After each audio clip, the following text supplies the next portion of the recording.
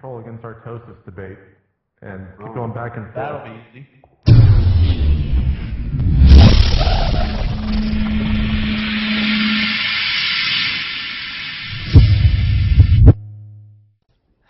Howdy, folks.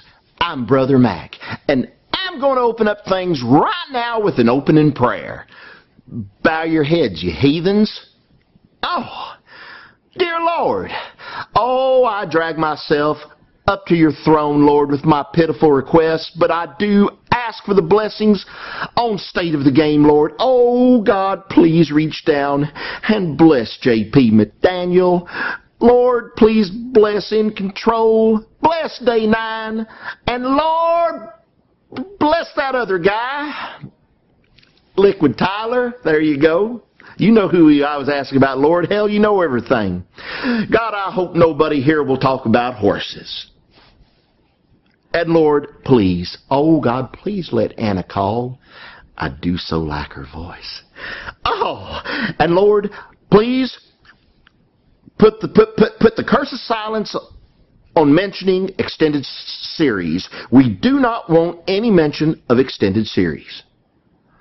I ask all this, Lord, in your mighty name, etc., so forth, so mote it be. Amen. Now, y'all, let's make this a good show today, okay? Thank you. Thank you very much, Brother Mac, and welcome to State of the Game. It is March 22nd, and we have quite the show for you guys today. But before that, let's go ahead and introduce the host of the show, going to the big old caster wall. You can see right here to my right, excuse me, this way over here, you can see dancing Geoff, one In Control Robinson. What's going on, man? Not much, JP. How are you? I'm doing quite well, quite well. How's California right now, man? It's good. It's actually had a tremendous rainstorm last few days, which reminds me of the lovely Northwest. Nice, nice. Well, it is nice and hot here in Texas, and someone who can attest to that is one Liquid Tyler from Team Liquid. What's going on, Tyler? Yo, man, just chilling out. Glad we're all back. You guys are at PAX East, and now I feel like we're getting back in the State of the Game rhythm. Now, Tyler, it was your birthday the other day, was it not? Yeah, March 15th was my birthday. Turned 25. Did you get any good presents, man? Oh, nothing in particular this year. You didn't get like a bottle of wine or something you want to celebrate about? No. Well, you're letting me down, man. Well, I'm sorry. Our special guest is going to be, and just before no one gives me shit about this, I asked him, and he said that I could say his name is Socke. So, Socke, what's going on, man? How's Europe treating you? Hi, pretty good. It's like close to 5 a.m. I got up early, but I'm happy to be here with you guys. Well, thank you so much for coming on. We've got some topics today that we're going to talk about, obviously, and that's going to be MLG. We've got NASL, GSL, DreamHack, the Taiwanese Esports League, TSL 3, and we're going to wrap it up with some talk on PvP. But before we get started with anything, I want to talk about this Root Gaming / Fnatic house down in Florida and get y'all's opinion on it. So, Geoff, what do you think about this house going down right now in Florida that has Cats, Kiwikaki, and I forget the other Druby and TT1. Druby and TT1, yeah. So what are your thoughts on that, man? Well, there's actually pictures in TT1's blog that was then made into a thread on Team Liquid, and the house actually looks really, really nice. It's got a water behind it. It's got a nice yard, nice clean house for the time being, and the guys in it are great. I mean, Kiwikaki, TT1, two of the better non-Korean Protosses, Druby and Cats, very good Terran and Zerg respectively. So, and I think actually Phoenix is going to be joining them fairly soon. So that'll be a pretty packed house, a lot of talent there. As a competitor, a guy who competes against them, I'm a little worried because they'll certainly benefit from that. But it's a really good thing for esports on the whole. So I'm kind of jealous because I look at that frickin' water behind their house and how nice it is, and just a bunch of awesome, cool gamers living together, and I'm super jealous. It looks awesome. I'm trying to find the forum thread so I could show you guys what Geoff is actually referring to. But first thing that came to mind when I heard about that was, of all places, Florida. And when I first heard about it, I thought that they went there and actually purchased a house. But as it turns out, Cats already, was it Cats or Kiwikaki that already owned this property? Cats' mom. Cats' mom already owned this property in Florida. But do you think it really matters location-wise right now in the U.S. where the house is, as long as there's like a pro gaming house somewhere? Tyler or Geoff? Oh, sorry. Go ahead, Geoff. Well, I was just going to say, I mean, it's a little out of the way. It's a lot further for them to travel. Obviously, MLG Orlando's going to be awesome for them, but like California and Texas, these are some of the more central places that you typically find. Tyler, what do you think about it?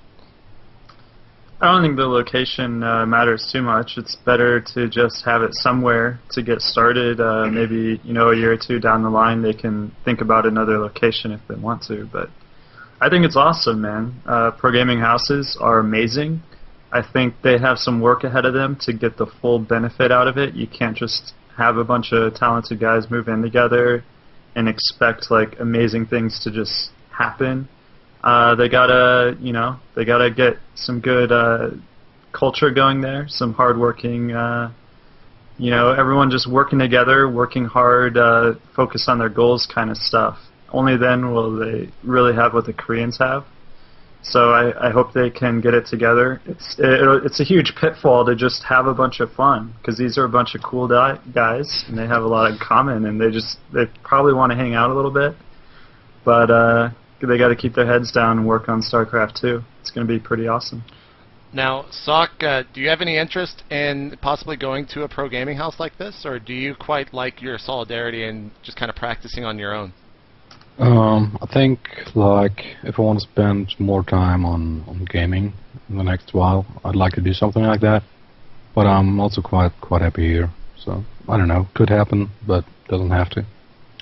What is your preferred method of kind of training for a big tournament? I mean, we've got MLG coming up next week. Tyler is pretty insular in the fact that he does his own thing, kind of doesn't tell the world what's going on.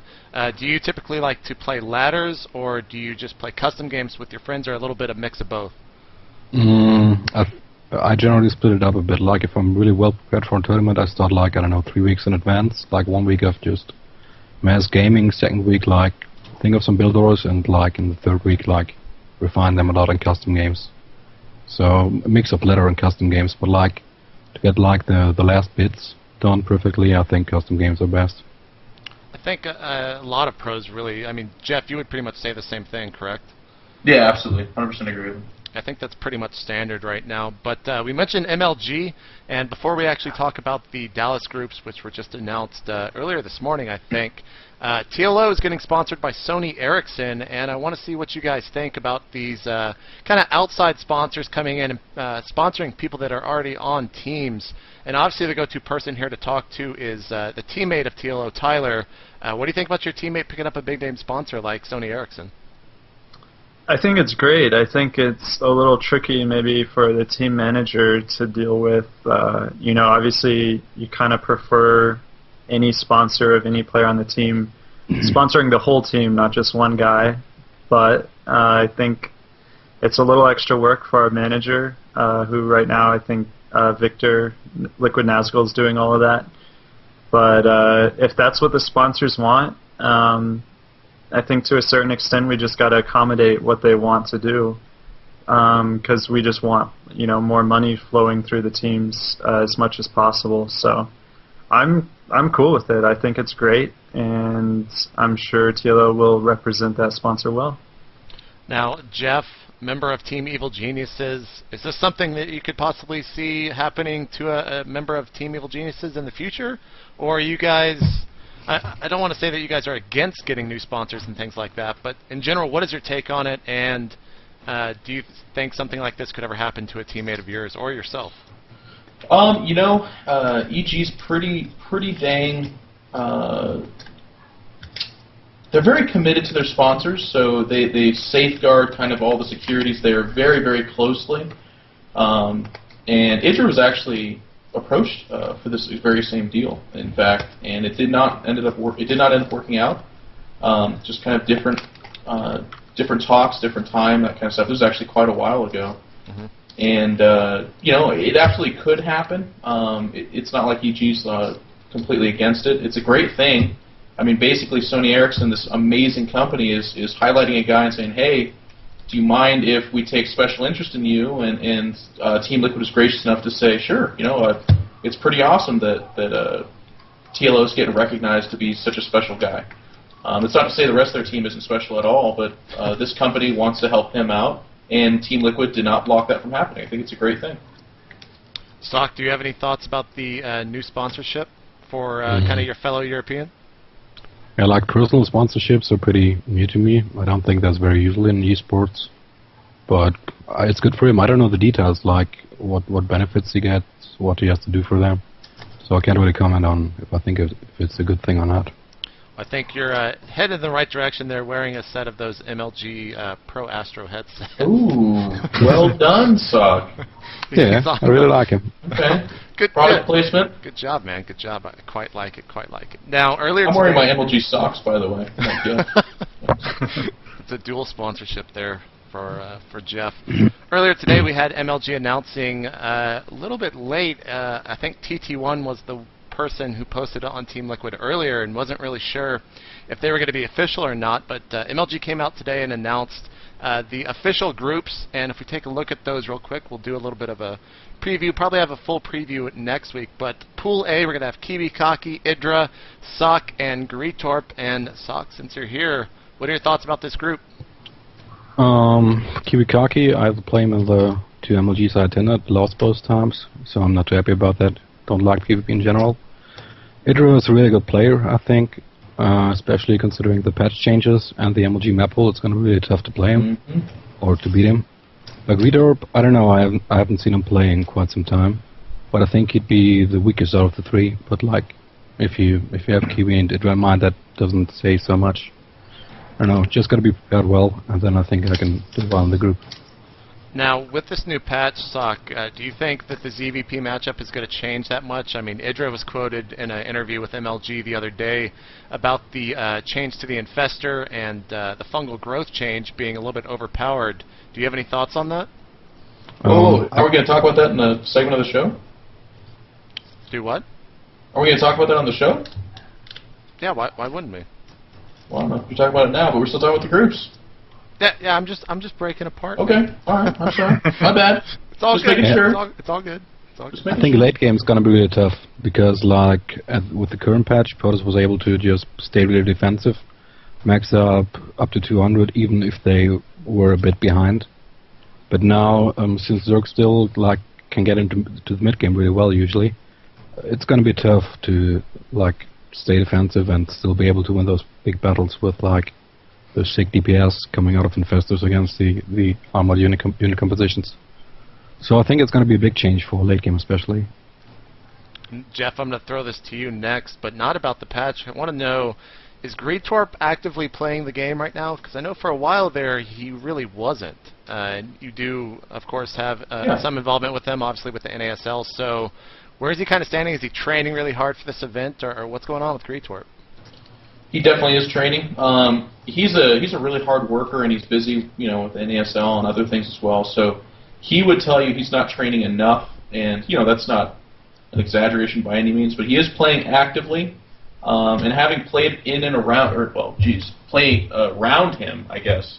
I have seen him play very, very, very well. In particular, his TVZ. So I'm actually more afraid for Idra than I am for the Protosses. I think Kiwi Kaki and Socke should probably handle Greetorp fairly well, but it's cool because he's definitely a good enough player. You know, he's in the top 16 of MLG, where it's not a guy that you can be like, oh, okay, good, this is the easy round, because he'll definitely knock people down. You know, he's definitely good enough to beat anybody. But he is, I agree with Socke, he's the weakest of that group. Tyler, what are your thoughts on Pool A, as MLG is calling it? I'm not sure why it's Pool, but it's going to be, I think the ranking will probably depend on what happens between the 2 Protoss players, and who can predict that. So I think Idra will be coming out pretty strong, and he's probably the favorite to get first, and then Socke and Kiwi will just have to contest for second. now, I mean, despite what you would hear Greg say in the forums, the maps are pretty dang good for Zerg. yeah. And this patch does make... I think it's going to be manageable for Protosses, but we would need more time. It's kind of reminiscent of that MLG that Idra won, where it's like, we get off the plane and patch notes it, so at least we have a couple weeks, which is nice, but the Infestors changed, man. Like the higher DPS and the auto cast, it's like, son of a biscuit. They have to have Templar with their army, and they don't have Katerin Animals anymore. Yeah, Katerin also changes PvZ a bit, because like against this mass muta and base trade stuff, it's gonna be a bit tougher without Katerin. We'll have to see, but like Geoff said, at least you guys have a week instead of hours to prepare. Right. But moving right along to Pool B, Tyler, your poor teammate, he's going to be in a group with Select, QXC, Show, and himself, 3 T's, and then himself as the Z. You think Rhett is going to enjoy that group, or is he going to be a little bit upset? I mean, you've probably talked to him since this has been announced. Yeah, I mean, I think it's always nice to have only one matchup to prepare for, so it can help him focus. Like, he can get his ZVT in a good spot, and then just go in with a lot of confidence. And I don't know what he thinks his chances are, though. I don't know. We'll just have to wait and see. He certainly has the ability to like come in and like dominate them all. And he also, there's the chance that, you know, he'll come in and be able to win some and lose the others. So we'll just have to see what Rhett can bring ZVT on that day. Hopefully, I don't know, the bunker build time. I don't know anything about ZVT, so I probably shouldn't. But maybe things will be a little bit easier. Stim decrease is good too. Yeah, the stim and the bunker build time might help out. Get the Zerg can get off to a better econ because they don't have to worry about these sick Terran timings as much. We'll see. We'll see. Now, this is going to be one of the, I guess, really the first big tournament since this patch hit, and a lot of the changes were made kind of for some of the Zerg matchups. Do you guys think that Zerg is just going to go into this tournament and just demolish every other race? Throw this at whoever wants to answer it. Yeah, I think Zerg has been doing relatively well over the last, like, I don't know, month or two. Like, it's starting to get better and better because like maps like Jungle Basin and Steps of War and stuff like that aren't getting played anymore. So, like, with the map pool changing to be more Zerg favored, and also battle exchanges coming in, to which the Zerg benefit of, it's gonna be like, I think they're gonna do really well. Like demolish, I wouldn't say, but I wouldn't be surprised to see, like, I don't know, 2 Zerg in top 4 and MLG or something. Geoff, I got to say, viewers are probably a little bit worried that this is going to be a biased group since 3 Protoss. Oh yeah, I know. I was just thinking that too, buddy. So. Oh God, the Protosses are bitching again. We need a Zerg on there. For irony's sake, I guess we'll throw it to you. What are your thoughts? And try to be as, I guess, unbiased as possible. Sure. I think Zergs will do terrible. Protosses are way overpowered. They still have the Colossus. Stalkers are way too strong. What is the Blink anyways, you know? And the maps need to be even bigger. But then smaller at the same time. I need them to be smaller but bigger so that... What was Greg's answer? We asked Greg that, and he's like, actually the big maps are bad. Yeah. And it was like, well, what do you want? Like, what size map is better than... Like, well, he didn't... I think, because I've talked to him about that before, he thought that the bigger maps were going to be better, then he saw a lot of the tournaments playing on them and all the games that were being played, and he didn't quite like the bigger maps, so he needs medium-sized maps, I guess. I guess that's what he was aiming for. But I think Zergs will do better than they have in the past, but I don't think we've had... I mean, let's look at the 3 past MLG champions, Jinro, Huck, Idra, Terran, Protoss, Zerg. Obviously, that's not like any kind of scientific evidence of anything, really, but, I mean, I really do feel like the bigger maps will be better for Zerg because it does root out like a Delta Quadrant, a Steps of War, a Jungle Base, these kind of maps where it was really hard for Zerg, for sure. Just bar none. Nobody would be like, oh, I don't know, Steps of War is pretty awesome for Zerg. No, you're an idiot. It was terrible for Zerg. The bigger maps will be better for them, but I also think, more interestingly, the bigger maps will be better for better players. So I feel like there'll be a lot less controversy with good players losing to kind of anomalies earlier in the tournament, which will kind of make for a more interesting round of 32 and 16 and that kind of stuff, I feel. I'm most worried about the patch notes changing so close to the game. Like, the Infestor and its dynamic in ZVP, because it's almost been completely absent up until this patch, right? Like, we very rarely see Infestors. Now we're going to see a lot of Infestors. What does that do to their gas composition? What does that do to Blink Stalkers getting frozen and taking extra damage? It's like 120% increase to DPS or to damage to Stalkers or something like that. It's pretty. I mean, it's a 30% increase against 120% DPS increase, something like that. It's just it's a big difference. It's like changing the size of the hoop. in the NBA and in a game. It's going to be very, very different. I'm not really worried about the Vortex. Like, I wasn't going to MLG hoping to have an Archon Toilet as my game strategy.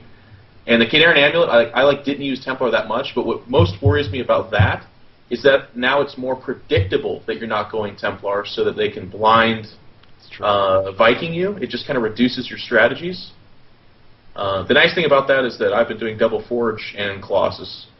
I haven't been doing Templar, so I'm a little bit more comfortable with that, but Socke probably woke up at 5 a.m. to cry into his hands. He's a big Templar guy. I know that for sure. Tyler, let's go ahead and move on to In Control's group. We'll just bring this back to you and then get Geoff's thought on it. Pool C's got Pain User, Slush, TLO, and In Control. How do you think that's going to go for your teammate TLO and also for Geoff here? I think that this might be the most interesting group. I think it might be the most evenly matched group in that sense. Like, Pain User, I haven't heard much out of him or Slush for a while, but obviously Pain User got third at MLG last year, and he played pretty sick the whole tournament. And TLO, everyone loves him, but it's not like he's been winning tournaments left and right. So, I can't say like, oh, TLO is just going to dominate this group. And In Control, I know a lot of your time is taken up with other things, but I know you also practice hard. And every time I hear you analyze the game, I think you're pretty much right on. So this is going to be a hard group to predict, and I'm going to be watching. I'll tell you that. I can't give you a prediction, but yeah, I think this will probably be the most interesting group. I'm going to say I'll go ahead and put a ranking anyway. I'm going to say TLO is going to edge out the first spot, but it's not like he's going to dominate. And then I'm going to put Pain User, In Control, Slush, because I don't think Slush is going to be like, oh, the new patch hit, I'm going to beat everyone now. But yeah, I don't know. It's really hard to call. Geoff, I'm going to make you wait a little bit longer to talk. Socke, sure. Who do you think is going to make it out of this group, and what do you think, or what are your thoughts on TLO, as you've probably played him quite a bit on the European ladder as of late?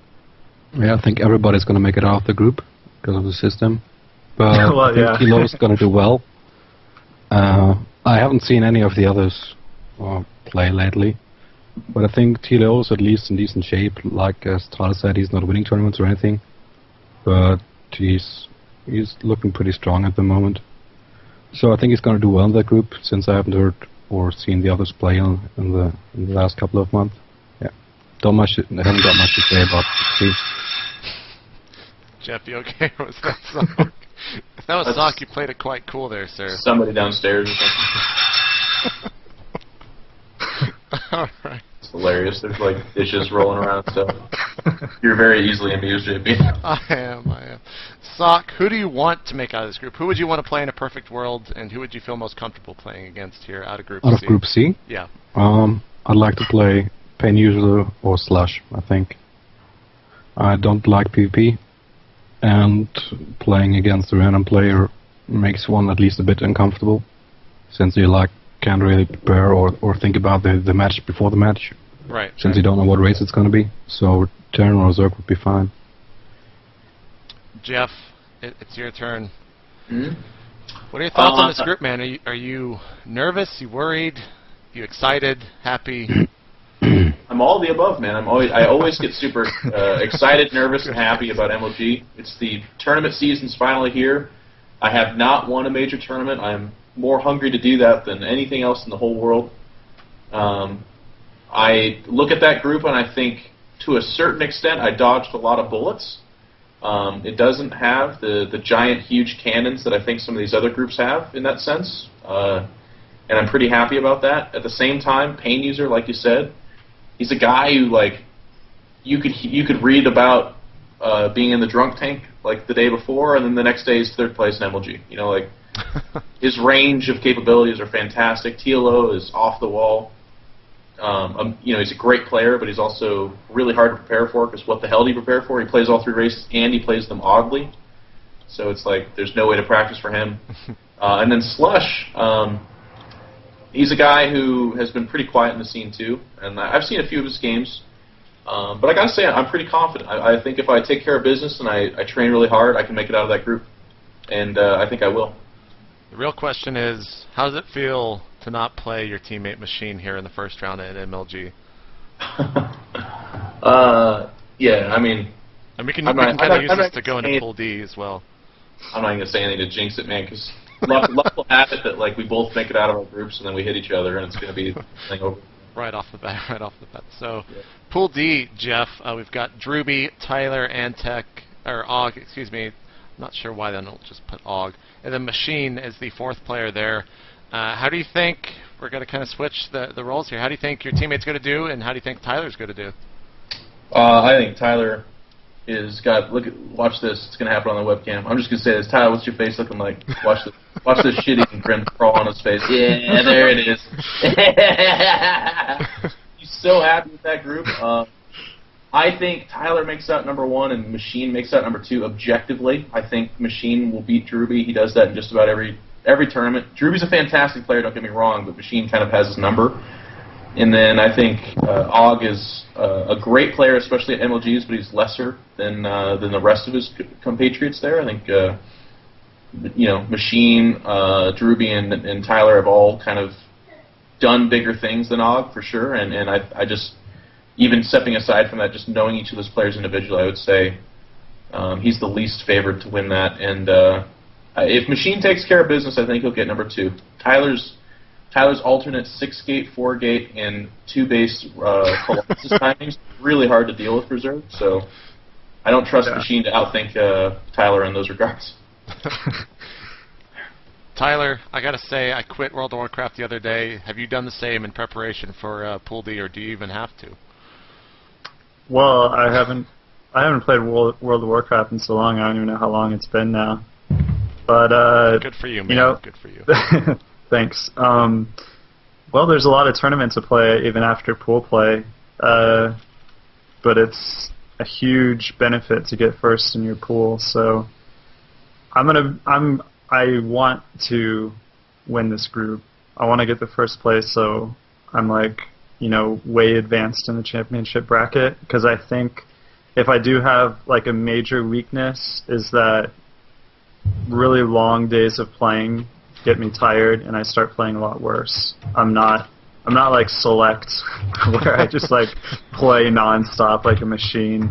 Actually, there's been a couple more heroes, but Select is the most famous one for doing that. But I definitely want to avoid having to play a ton of games in one day. So if I could just place high in my group and keep the matches per day pretty low, I value that really, really highly. So I'm taking this group pretty seriously. Now, are you playing? I mean, for all these tournaments coming up, I'm having a hard time talking tonight. For all these tournaments coming up, are you practicing just by playing against friends? You doing your kind of single-player deal to refine your builds? Are you laddering? I mean, you've kind of gone in the dark, so to speak, where 2 or 3 weeks ago you were streaming a lot, and then all of a sudden nothing. So, what's going on, man? How are you training? Ladder, pretty much. Just the same old thing. Ladder, single player sometimes to iron out some builds. But yeah, I like to come to tournaments, to big matches with builds that no one's done before. Even if they look very similar to stuff that's being done, I'll tweak something about it so that it plays out differently and it's hard to deal with. So yeah, I don't publicly practice a ton. I don't do a lot of custom games with a lot of higher level players, because then people start talking, word gets out, and yeah, I really value playing on the Korean server, because it's pretty much like playing anonymously, even though I use Liquid Tyler. So yeah, that's how I practice, man. I'm probably gonna start streaming some more, but don't hold me to that. When have I ever not said I'm going to start streaming more? That's true. That's very true. So a lot of people are wanting me to talk about people coming from the open bracket and who you guys are most afraid of. But I'm actually going to wait till next week when we have a full list of all the players attending, which I suppose should be coming out later this week. I'm not really sure when. But tournament starts next Friday, so it'll be here most likely by next Tuesday, I would think. But anyways, let's go ahead and move on to the NASL. Hey, Geoff, I thought it was supposed to be 5 players a day. Yeah. No comment. I guess not. Looking at these group of players, Tyler, they did happen to... You guys only announced 5, and I think some of them were leaked, or whatever happened. Now there's 15 announced. A lot of people were being pretty critical of the fact that Cruncher was on there, and I just want to get your thoughts on him, Tyler. Oh God, not Cruncher. He's gonna ruin the whole fucking Nassel. Oh, Nassel? Yeah. Is that the new name for it, the Nassel? I disagree with. I'm The gonna Nassel. blog about it. Yeah, man. I don't know what they were thinking putting Cruncher in this. Like, no, but for real, man. The players are looking like good. Like, honestly, like who? When I look at the player list, the 15 players that they've put out right now, I don't look at any of them and say, oh, auto win 2-0. I don't look at it like, oh, I can show up drunk. I don't need to prepare.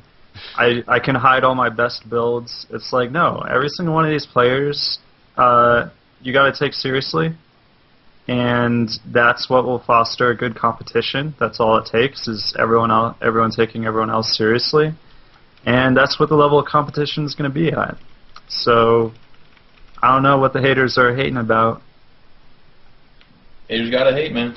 They do. Now, Socke, your name was in here. You see some of these other names. Are you... Andrew again? Indra again.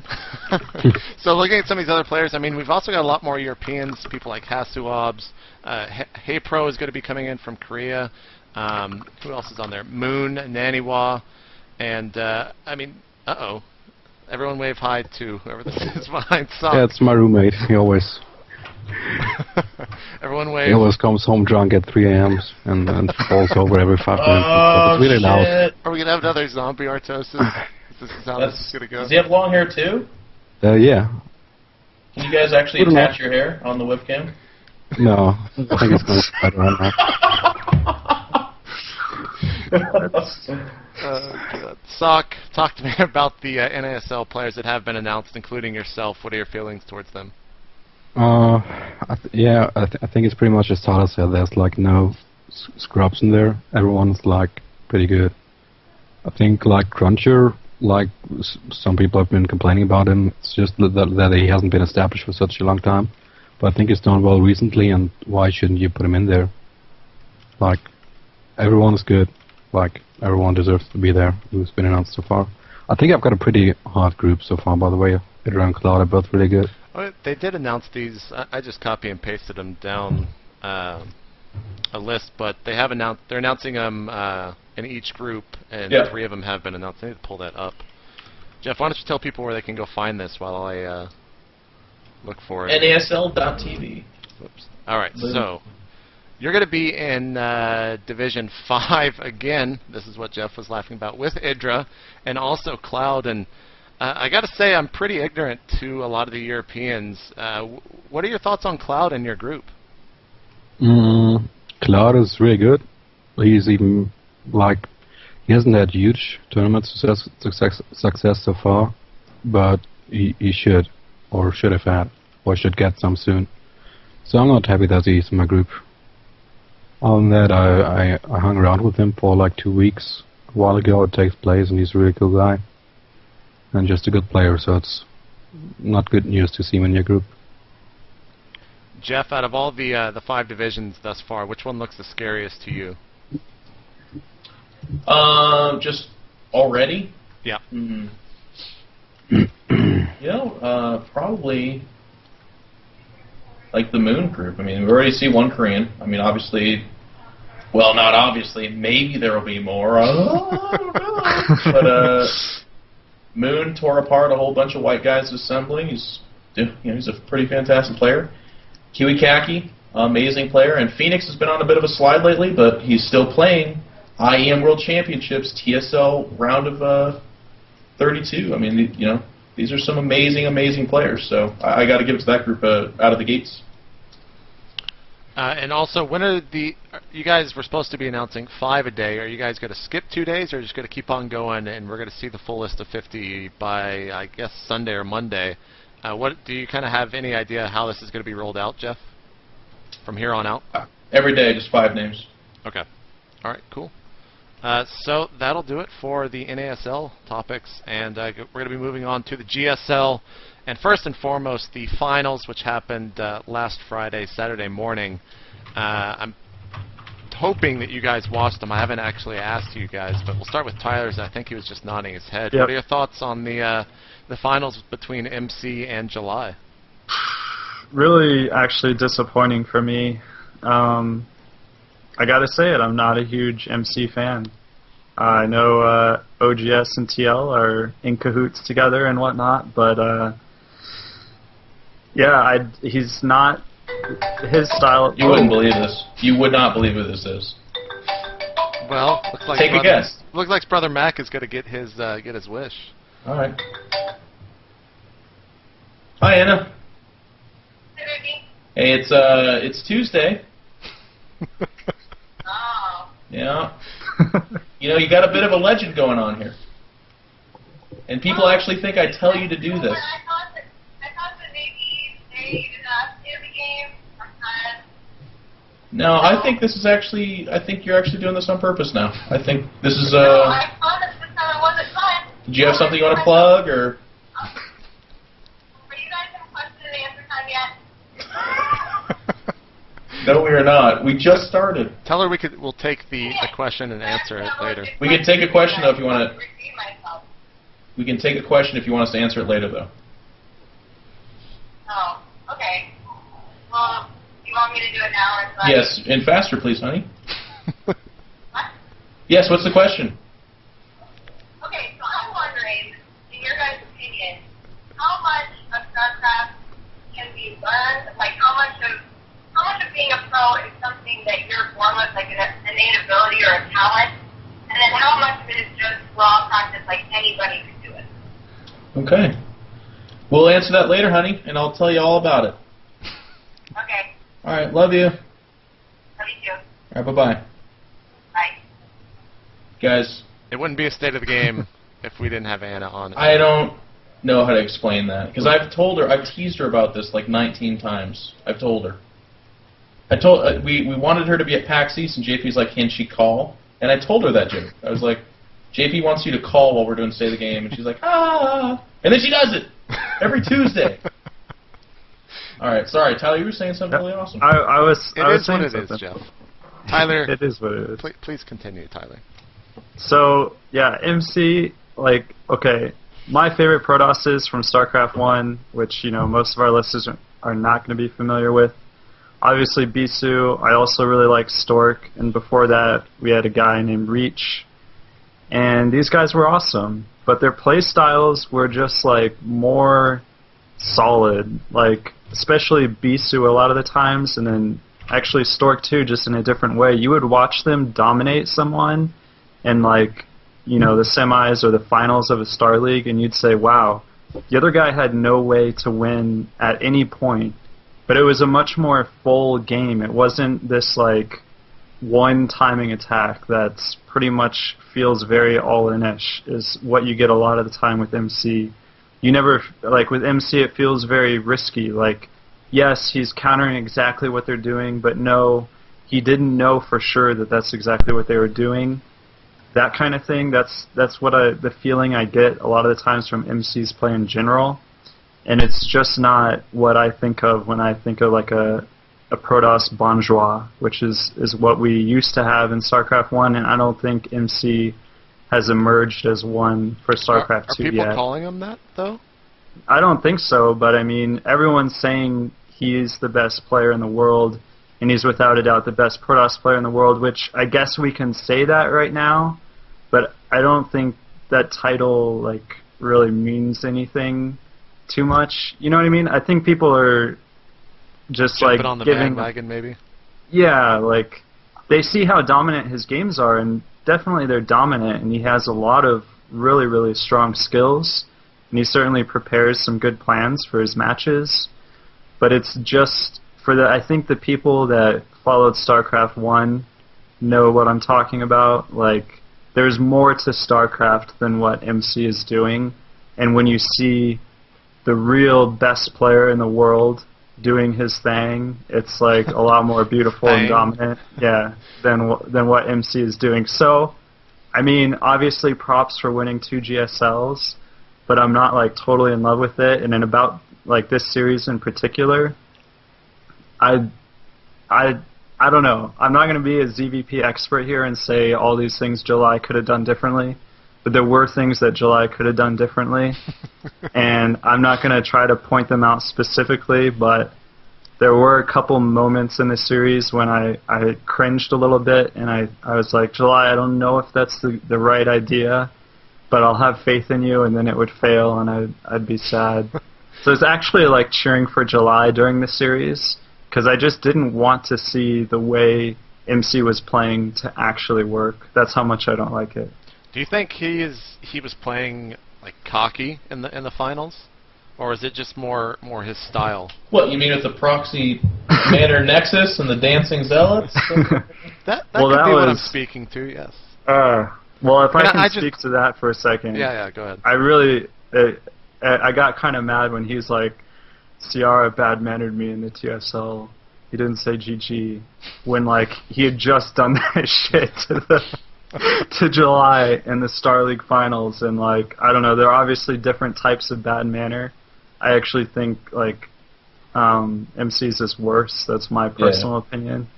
But yeah, it seemed kind of weird. I know there's like sacredness to the GG, but yeah, I didn't really like that, and I think MC is getting a little bit out of control, and I'll be cheering for whoever comes up to dethrone him. And pretty much, I know I got a lot of stuff going on right now, but 90% of the time I'm thinking about, I want to meet MC in the TSL and beat him. Like, that's my #1 goal now.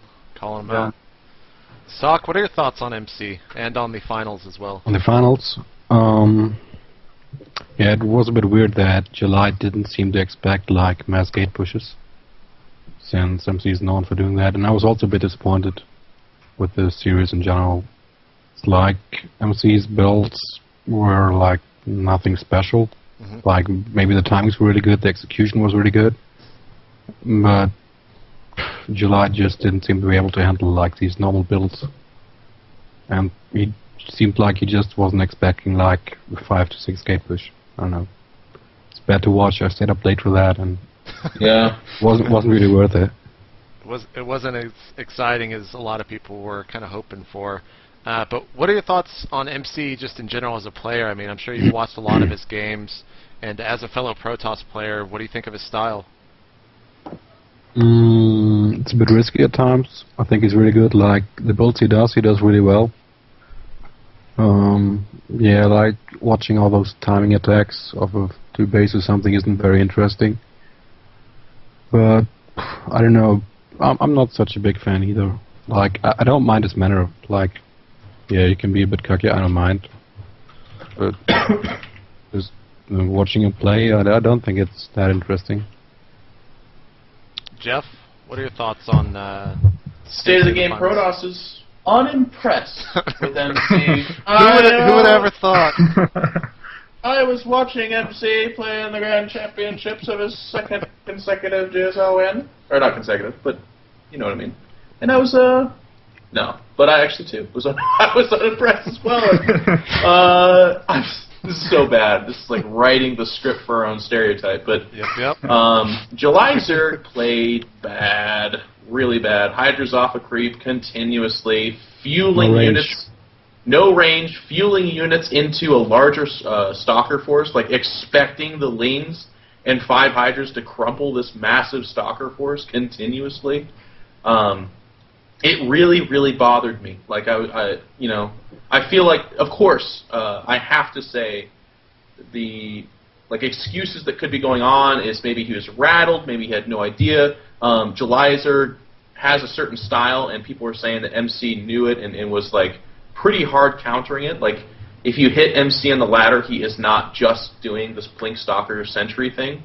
He does a lot of other stuff, but against Julyzer, that was his answer to Julyzer's style. So maybe in this day and age of StarCraft 2, when you kind of have a niche style, and then someone else throws a wrench into it and kind of has a strong counter to it, you're not really quite sure what to do or how to adjust.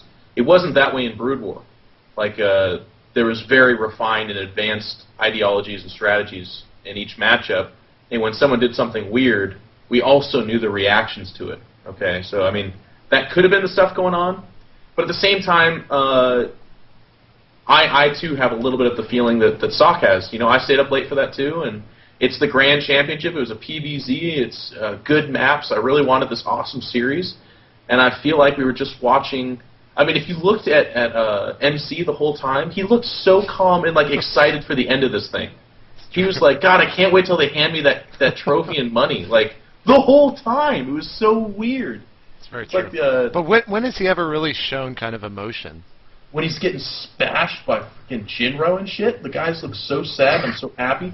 Like, you know, he is the Protoss icon right now, but I agree with Tyler too. Like every tournament he's in, just because of like the persona he's established, and because he's the favorite, I always root for the underdog most of the time. Yeah. I'm always rooting against him. I really want controversy, but there wasn't that, and it just was kind of disappointing. It reminded me of MVP's final, which was just like we're waiting for the other guy to leave. You know, like finally he's defeated. Good Lord. That took 45 minutes. This is ridiculous. You know. Has there even been an exciting or something that's lived up to the hype in terms of the GSL finals yet? I mean, we've had, what, 5 of them? Is that right? 4 of them? Fruit Dealer's run was pretty cool. That's true. Nesties, 2 Zergs. Everyone else has been pretty, I mean, what happened was what everyone else expected to happen, right? Yeah, but MVP and MC were the worst in my opinion. Like, I went into that series hoping to get inspired to watch this amazing Protoss play a PVZ perfectly, and what I saw was one Zerg playing terribly. Okay, obviously, July Zerg's an amazing player, so everyone's going to get on me about that, but he played very poorly, given that circumstance. And then MC playing this really weird, risky style.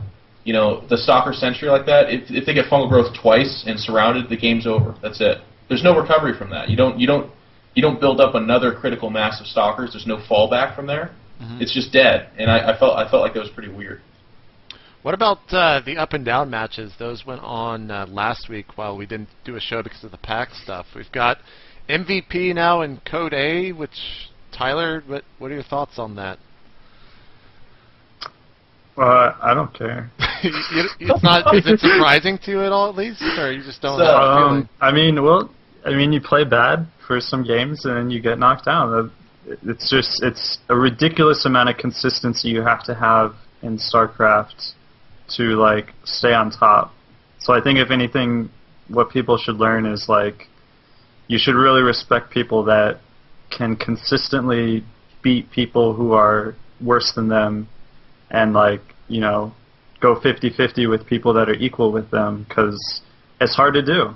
It's hard to do. At any time, you can just mess up a little bit, and people who are in some ways worse than you will just take you down. Geoff, did you care? You gonna help me out here? Dude, Tyler, I'm so thankful for you to be on the show now, because you're actually you're taking all the people are talking about you bashing on MC already, man. There's Tyler is such an ass. The chat. I hope it gets back to OGS. Yeah, I saw that post. What? The common complaint is these guys talk shit and they don't even accomplish stuff anyways. Like this weird expectation. Like Joe Theismann was never a Hall of Fame quarterback. I don't understand why he commentates. I'm sorry, guys. I'm gonna have to not. You guys can't have opinions anymore on an opinion of. I just want to clarify before. No, you said in your. I'm gonna clarify. Tyler. This is what's gonna happen is I'm gonna have to clarify a week from now, 2 weeks from now, 3 weeks from now. It's just never gonna end. Well, so I might as well do my first clarification immediately, and then I can announce further clarifications. Go ahead. Look, what does the show look like to these people if we don't have an opinion? Like, hey Tyler, what do you think of MC? Yeah. Well, he's done more than me, so all I can say is he's a great guy. Thanks, Tyler. Jeff, well, he's done more than me. And then Socke, what do you think? And Socke's like, well, actually, you still haven't done more than him. So what do you think? Well, I think he's a pretty good player. Oh, okay, JP. We got DJ Wheat here who's a better commentator than you. He's actually just going to take your job. Oh, okay. Good Lord. Yeah. Look, guys. That's pretty much everything I said amounted to. I don't like his style. I don't like the way he plays the game. I didn't take anything away from his accomplishments. I didn't say that he's not the best player in the world. I just said there's more. That's all I really did is compliment the game of StarCraft and say, look, if you think MC is good, just wait. You're going to see other players have so much cooler styles and impress you so much more. MC is winning everything. He's the best player in the world. There you go. Go on. Okay, that last part was good, but the whole part about other people someday being better than him, I'm writing an email to Blizzard. Get Tyler out of here. All right.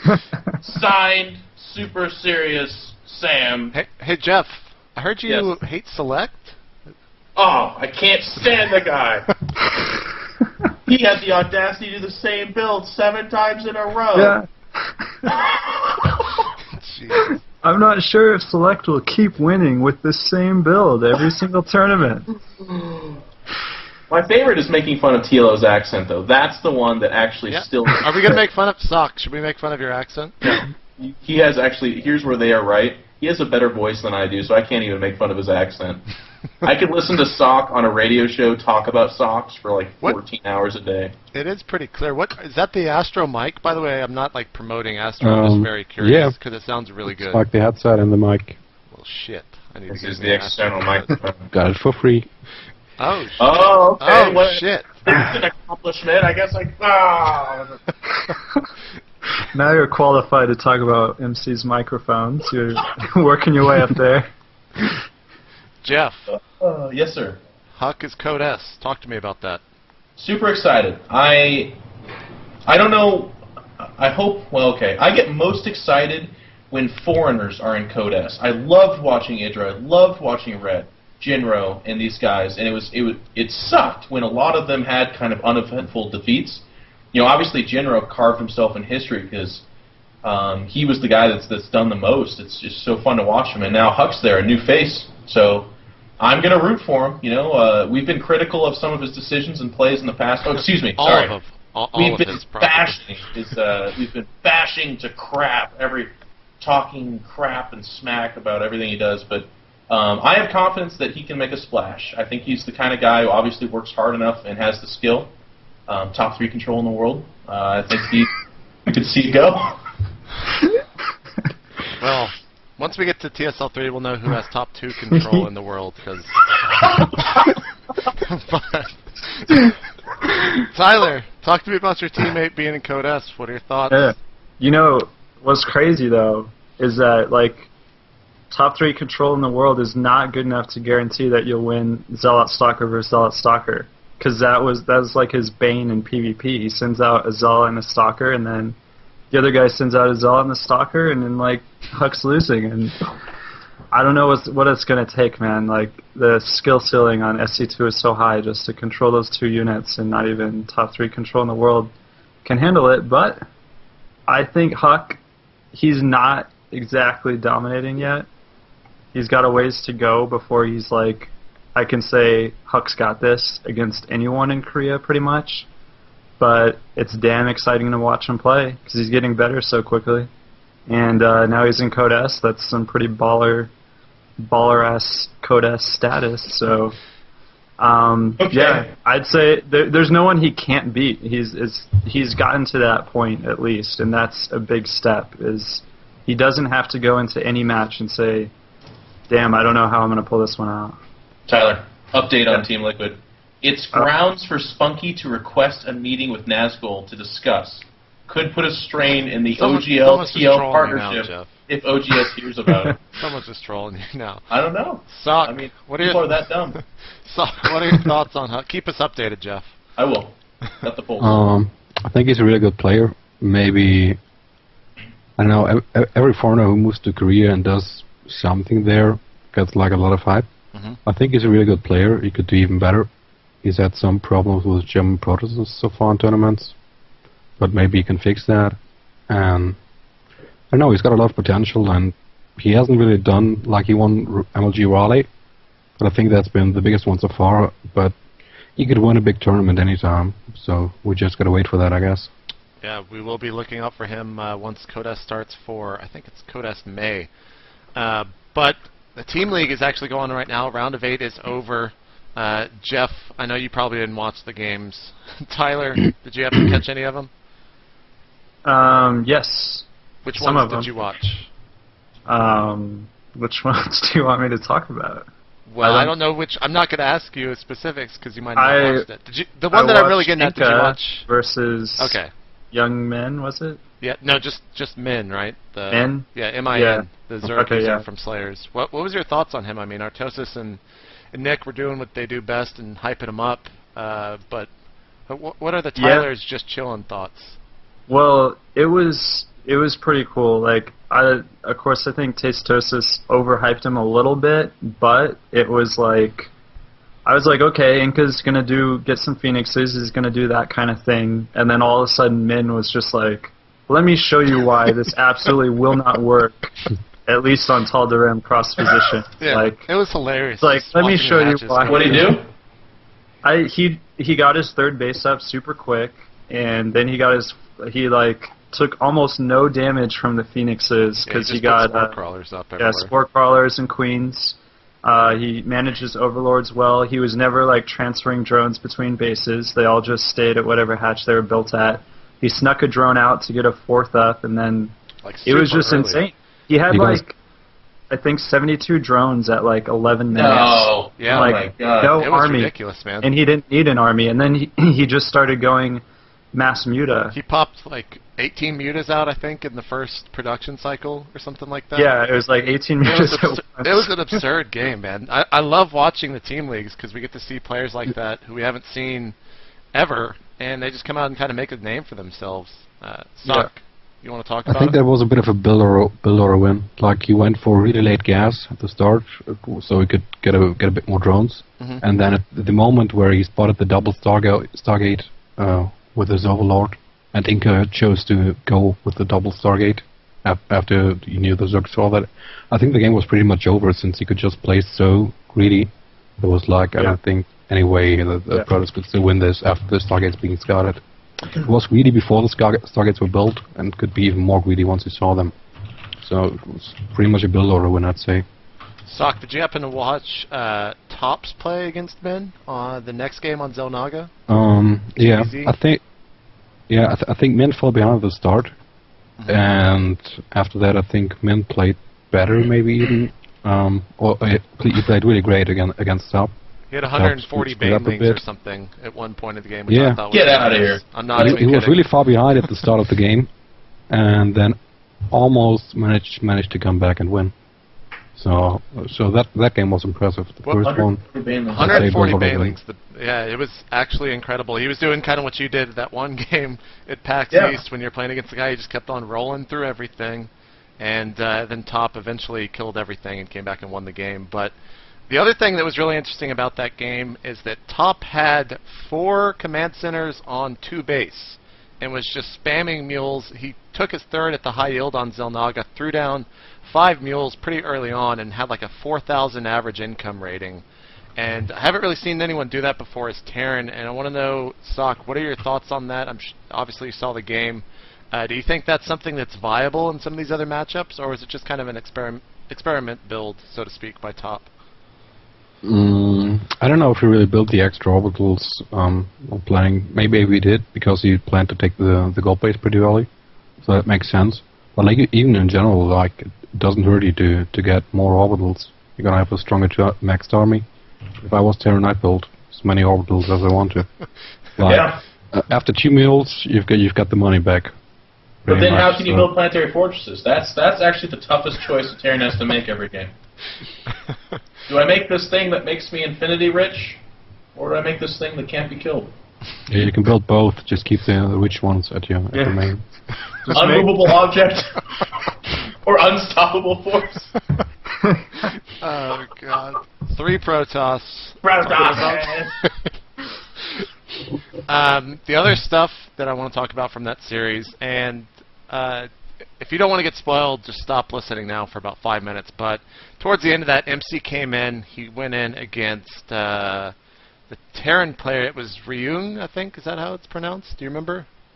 Ryung. Rung Yeah. or Ryung? Yeah, something like that. But That was his first game. You're Yeah. asking Socke how to pronounce it. hey man, he can pronounce his name. Maybe he can do some of these other ones. But MC took him out. Took out Frozen after that, and then it came up against MMA, and it was a TVP on what map was that?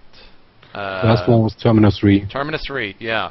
And what were your thoughts on that game, Socke? As it was probably one of the most exciting things so On the far. last one? On the last game. MMA and MC, yeah. One of the most exciting yeah. games, I think, thus far in this GSTL. Yeah, it was a 1-gate expansion against the 12-rack 60 racks. React on the first and Tag Lab on the second. And then he attacked with, like, I think 2 Marauders and Marines. He lost his whole army and killed, like, 8 probes for that. I think had he pulled STVs at his first push, he might have been able to do much more damage. But he followed that up with, like, a Banshee, which was somehow able to get 13 kills without cloak. I don't know. that was I don't know if he was, like, caught really badly out of production cycle or was supplied. No, he couldn't be supplied by I think that he maybe thought that he had cloak because he waited till that observer popped out to even go and try to try to kill cloak it. was So even yeah, he almost canceled finished. cloak actually and dropped. Was it combat shield, and he didn't have stim. I think he just picked up combat shield and marauders though.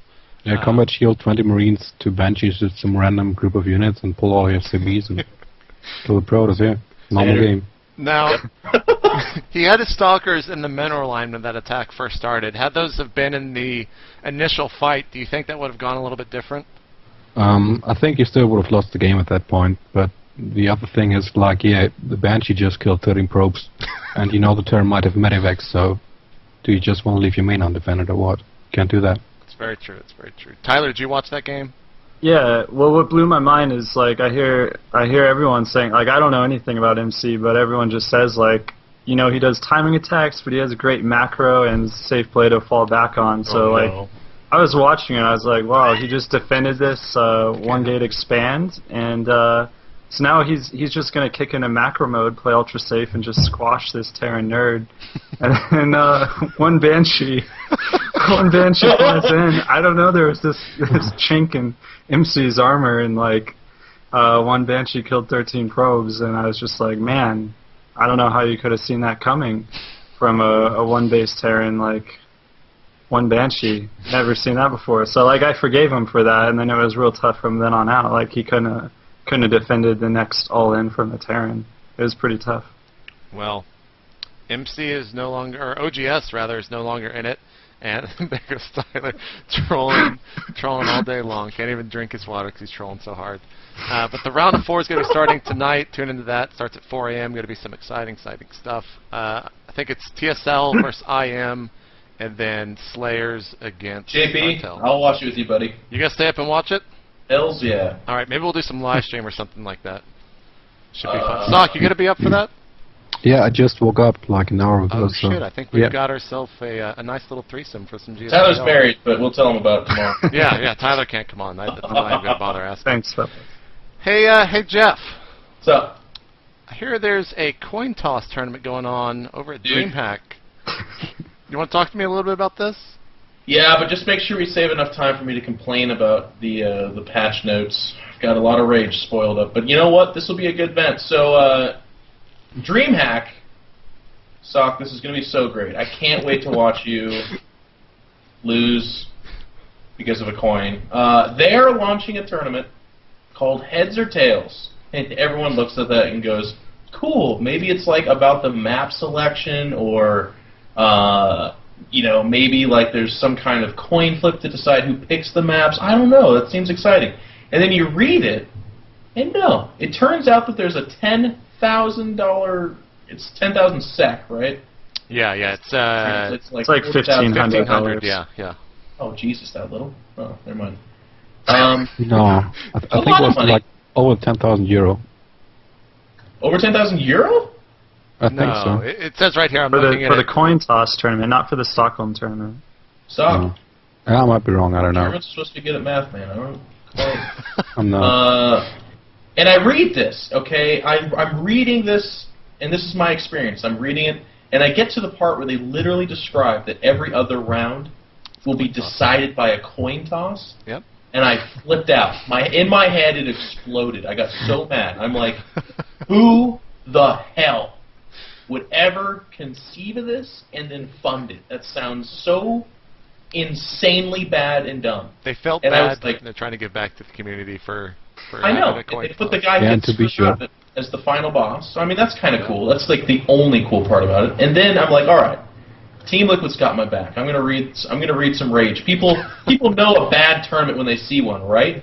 No, Team Liquid has no idea what a bad tournament is like. Every comment is like, wow, that's really exciting. Oh, how fresh and unique. Oh, wow, that's gonna be hilarious. This will be cool. And I'm like, what? What are you guys kidding me? We're gonna there's gonna be a great match in the semifinals, or like the quarterfinals, and then the next round they flip a coin, and some excellent player is eliminated, and then some kid goes to the finals, and then they play the finals. It's like it was at that moment that I realized it's like it's not about the games anymore. Like people don't care about the games. It's about I need the production. I need graphics. I need shooting stars and ponies running by. I need commentators. Actually, excuse me, I almost misspoke. I need Day 9 commentating, and then I need graphics. And then, well, what about the tournament? I don't care about the tournament as long as there's Koreans in there. It's fine. It's funny. I mean, everyone's going to take it light. So of course I'm being too serious right now, but. I would just rather a $1,500 tournament with that guy as the final boss and the best guy faces him. That'd be so cool. Coin flip? Me so mad. Me so very mad. Tyler, do you have any thoughts of going over there and taking a shot at the coin toss tournament? Isn't it online? Is it? How would it be online? Are they I think it's online. Really? The admin just flips the coin and tells you your fate is. What? I think, right? Oh my God. Isn't it? I'm looking at this now, but I don't want to read and find that that's actually the truth. Oh, you are right. Yeah. It's a fun, quote, fun tournament online with 10. Wait a second though. Is it going to be casted live? Let me read a little bit more. You need to answer that question right now. Total Biscuit might be casting this live. Okay, I don't care. He's an amazing caster. Needs to be live. Coin toss tournaments features Bishu, who is waiting for his final opponent. You know, I don't see anything about this being cast live. Let's see if the Why? chat knows. Why Are they still accepting applications? Yeah. Why Are they? I mean, this thing probably didn't fill up immediately. I kind of want to play in it. Let's do it, Tyler. I mean, fuck, I could go win that. Read more about tournaments. People every other round. Yeah, there you go. This is actually Action Jesus' best chance at a championship. I don't know if that's going to be streamed or not. I'll have to wait and see. I'm sure someone will. I want to sign up Greg for his birthday and tell him about this, and then just have him play. And he won't. And I'm like, Greg, it's $1,500. He's like, really? It's like, yeah, and there's some terrible player in the finals that everyone beats. He's like, oh, okay, I'll play in that. No. And then in round 2, he gets coin flipped, he gets knocked out.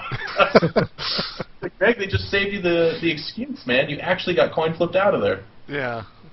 You should actually let him know about that, man. But the coin toss tournament, you can find more at dreamhack.se. And I think it was also announced for their first upcoming event that Jinro and MC will be participating in that. So Tyler's sure going to be watching his favorite toss of all time, MC. Yep. Also his teammate Jinro.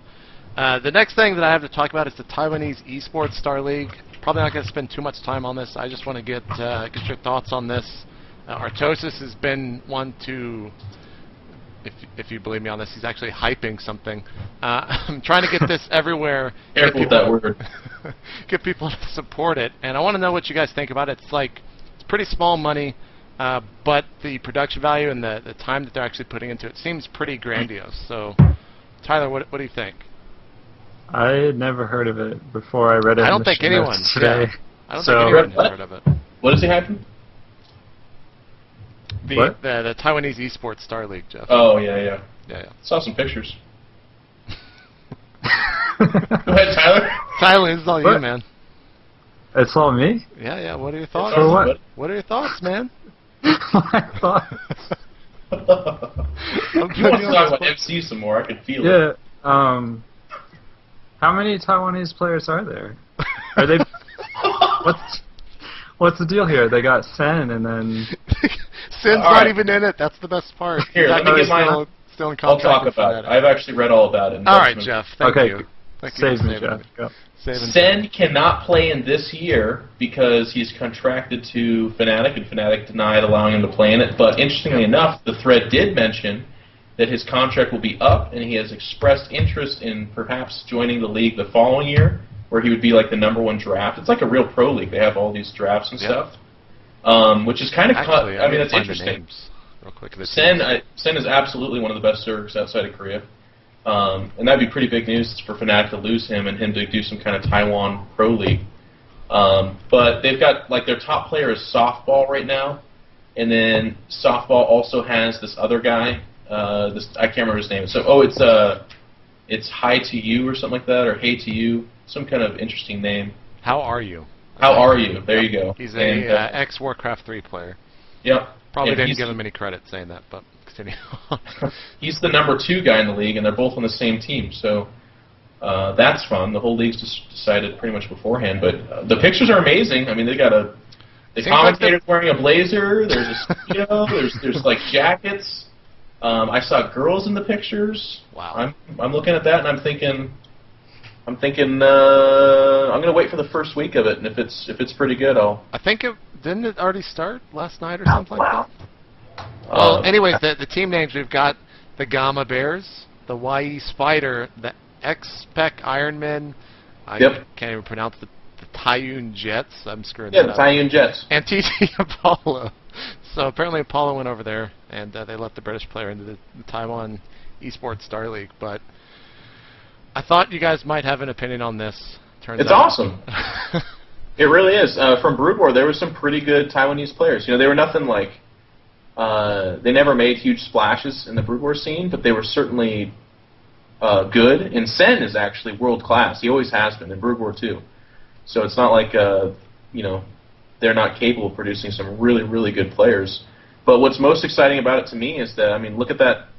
Just look at all the production value. They've got their fist pumped. They've definitely watched some Korean professional gaming. They know to hold up their fists like that. Really cool. Some guys are crossing their arms. Yeah, there's Sin right here, actually, with the Taiyun Jets after their victory.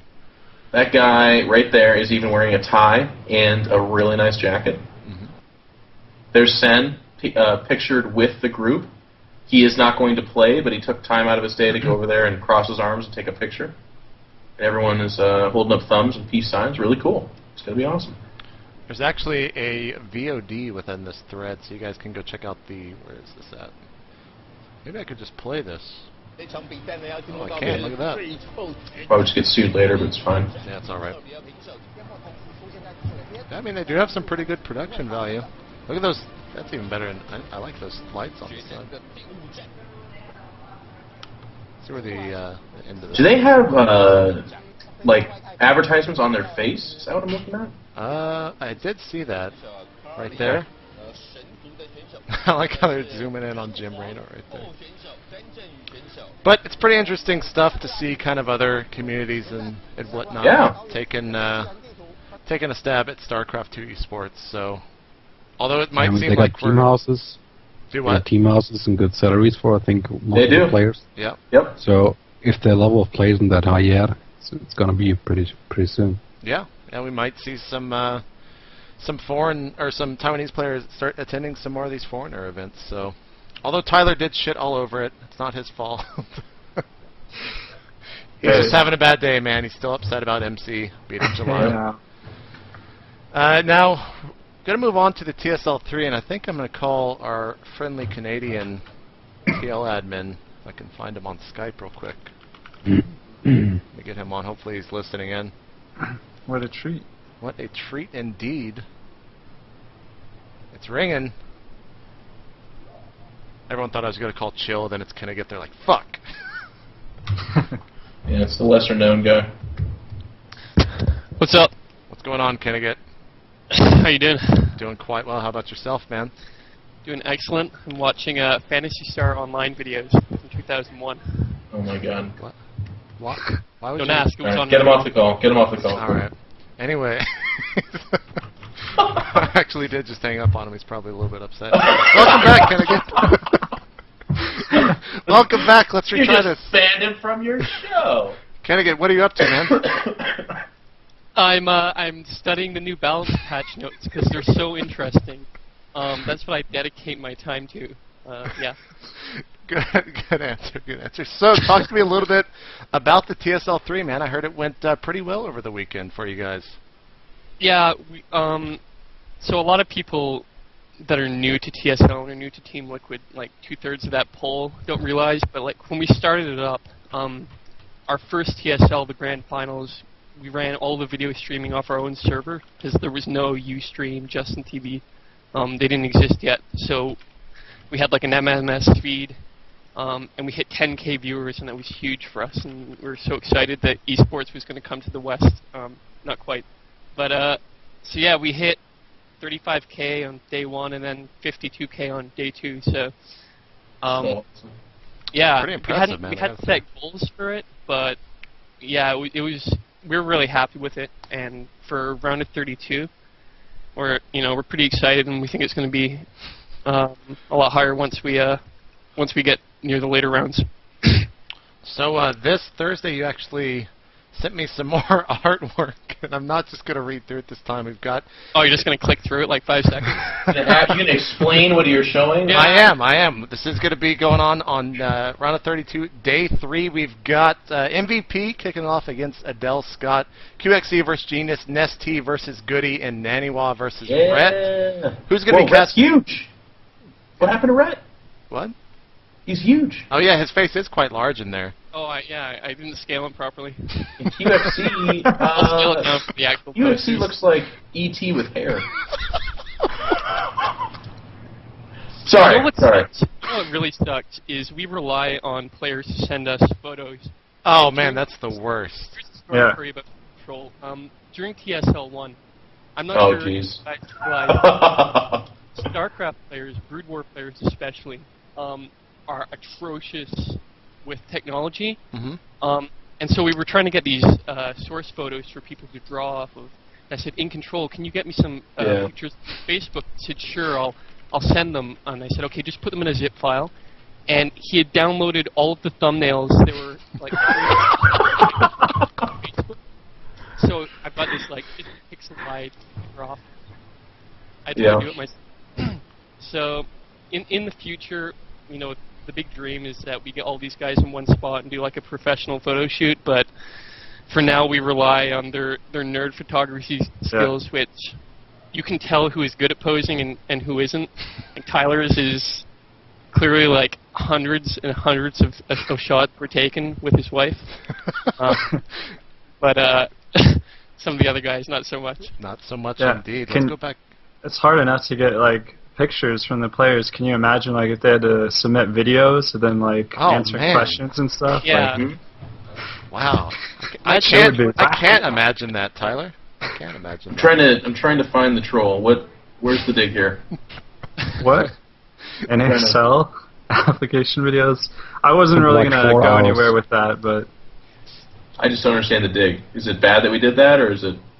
no, I'm just making fun of the players who were kind of embarrassing themselves in their videos. There was actually a few that were not posted out of self-defense on their behalf. I will say that much. I think videos and pictures are awesome. I've said it before, but there's some players who just don't quite get how to like make it awesome. So we're not there. We're not there quite yet. Until we can get them all in a studio and tell them do this, it's going to continue to be kind of silly sometimes. And as an update from Kenneget's story, it's like 3 or 4 years later, I still probably could not send you a file of pictures. Yeah, I mean, if you tune into Geoff's stream, you've seen how tech-savvy he is. Artosis is really bad too. I know, and he makes Really, fun of really, me. really He's bad. so bad. I thought Artosis would be a little bit better, but I guess not. No, It's no, all no. StarCraft players. It's all right. Artosis is busy. He's really busy this week. He had to go practice his PvP. But getting back to the TSL 3, on who's going to be casting on Saturday? Can I get? Has that been decided? It's. I'm trying to get the list from Hotbit. I know it's been switched, so it's either Day 9 and DJ Wheat and Chill and Husky, or Chill and DJ Wheat, Day 9 and Husky. It's got to be one of those 4 guys. It's going to be one of those. Or 2 of those, rather. But yeah, it's basically one from each day last week, and we're mixing it up a bit. But yeah, it's going to be really exciting. The games are super hype. Like all the games I'm excited for, and the things that make me most excited in StarCraft are drama matches where people talk shit. So you mean Idra Cruncher? Possibly you might be looking forward to that. That's going to be the first game on Sunday for Group 4 here of the round of 32. We've got Idra versus Cruncher, Koss versus Hey Pro, Mondragon versus Xerax, and TLO versus Nada to wrap the weekend up. Those are going to be some excellent games. Let's do some predictions actually. For MVP versus Adele Scott. You think Adele's going to be able to take that, Tyler? I'm not going to say more than 50% of the time he takes it, but I'd say maybe 30 to 40% of the time, yeah, he does take it. Wait, what? Adele Scott versus MVP? Yeah. Yeah. Really? Yeah. Okay. Tyler, will you bet Without a shirt Cater on and that? Amulet? That's a good point. Tyler, do you want to bet a shirt on it? Are you drunk right now? Does MVP lose games to Kader and Amulet, or does he lose them because he's playing like shit lately? Tyler, I will bet you 2 shirts. MLG, Columbus, Ohio. Are we going to have a shirt, by the way, next week, Geoff? For Tyler? I got to find something. Okay. I'll figure it out. I'll probably do it online tonight. That's what I'll do. Okay. All right. Maybe we'll figure that out later on the stream. When we stream the GM. Actually, that's a great idea. We can actually put our heads together. And while Tyler's sleeping next to his lovely wife, we'll be plotting his shirt demise. You can have Socke tie his hair to yours and have a little brain trust there. Socke doesn't look very enthusiastic about that, but I don't understand the joke. Oh man. Guten Tag, Socke. Guten Tag. Scott. Guten Morgen. Guten Morgen. Early. Si, mi amigo. Scott, I just called you Scott for some reason. Socke, who's going to win, Adele Scott or MVP? MVP, I'm pretty sure. You can't. Are you serious? Yeah, I saw Adele Scott play at the Home Story Cup in Germany. He had interesting builds for sure. His mechanics weren't that good. Like at the assembly, he really improved his mechanics. I was really surprised at that. But I still don't think he's got decent chances against MVP. I mean, you can't really say MVP's been playing bad lately because he lost 2 best-of-3s. I don't know. Can't say that. I think he's better, and he's got like, I don't know, 80-90% chance to win. Geoff, you seem pretty vocal about this. MVP or Adele Scott? I gotta think that MVP wins somewhere on the 99 percentile. Korean TVP is actually so freaking difficult to play against. I mean, I know Tyler plays it. I'm not sure if Socke's been training on the Korean ladder, but MVP is like, yeah, he's been doing less good, I guess, but he's still a world-class Terran. And Adel Scott is a good Protoss, but okay. I think MVP wins. All right. But you know what? I thought Fruit Dealer would win easily, and I could not have been more wrong. Thorzane was ahead and dominating the whole time. I'm actually so proud of myself because that day the day before Friday on SC Center, I predicted that Thorzane would beat Fruit Dealer. It's on video. No one else did it. I'm so proud of myself for doing that. But that was actually one of the biggest upsets, I think, of almost. I mean, I would say almost of the year thus far. In StarCraft 2, would you guys agree? No. Who's bigger than Socke? What was the biggest upset? I don't know, but I don't think it was such a huge upset. There's been lots of upsets. Well, it's been a Warcraft 3 Pro, like I think one of the best in Europe for a couple of years, maybe. I don't know. I know he's been training a lot lately. Nazgul over I knew him from his 3Ps. Really, really good. Yeah, that was bigger, for example. So I don't think it was such a huge surprise. Like if you've played him before, you know what kind of skill he has, and that didn't come as a huge surprise. You watch that series and you know it wasn't. I mean, it shouldn't have been. For those of us that it was a big surprise, it shouldn't have been, because it was not like he had these builds cracked down to a T and just Fruit Dealer had no answer. Yeah. Thorazane was better, dude. He was better. That's very true. I mean, some of the Koreans were even saying that they they weren't surprised Thorazane just played that much better in those series. Yeah. So I was actually yelling. We actually had the pleasure to watch on a giant, like a movie screen, and I was yelling at the screen because he actually had the games won both times, and then ended it like 10 minutes later. Like he played so safe and so strong. I was like, go kill him, and I lost $120 on that game, but I didn't regret it for 1 second because it was such an awesome moment for foreigner play. what about on Sunday where both Jinro and Huck were eliminated, Tyler? What were your thoughts on those? Yeah. Ooh. My thoughts, man. Well, I think Huck's had some problems with PvP for a while, and I was kind of worried for him going up against Hasuabs, and it's tough, man. Best of 3, anything can happen like that. As far as Jinro and Morrow, I don't know. Banelings are pretty good, man. Yeah, I'm not sure what I think about that, the way it went down, whether or not I feel like it was a little too strong, that the Baneling bust is a little too strong, or whether Jinro's, like, you know, trying to be a little greedy or something like that. But, again, man, this round of 32 is best of 3s, and I think we're going to move into best of 5s for a round of 16. So round of 32 is where the upsets are going to happen. Not that I'm saying Morrow beating Jinro is a huge upset, but it's a little bit of an upset, I think, after we've seen the way Jinro plays TVZ lately. Geoff, what were your thoughts on those matches? Dude, Morrow's a really good player. It's like, I don't know how he is, what's happened to him on like the cultural level, but every time he wins, I feel like everyone makes excuses for, like, not that Tyler's doing that. I'm not trying to throw Tyler under the bus, but like, I mean, Morrow played really good. He's an amazing ZVP player, and yes, he beat Jinro, but I don't think that's a huge shock. Like, Jinro is a fantastic player, but I feel like Morrow's up there with him. I don't know. It was Sen versus Phoenix that same day. Was that Sunday? Yes, I think. I didn't watch that series, but Kennegat, hey, welcome back to the call, man. Was that on Sunday? Is that correct? Wait, ask me again? Oh my God. Anyway, Sen versus Phoenix. Yeah, it was on Sunday. Yeah, it was on Sunday. Okay. That was an awesome match. I thought, Sen just looked amazing. Looked absolutely stunning. You know, Phoenix didn't play terrible. He did not play as good as I think he could have. Fortunately, because of Idra's spoilage, we now know that it was played on the Korean ladder, so a lot of banelings went off that were unfortunate, but that's not held against TSL at all. I mean, I think they're doing the best thing you can with what we've got.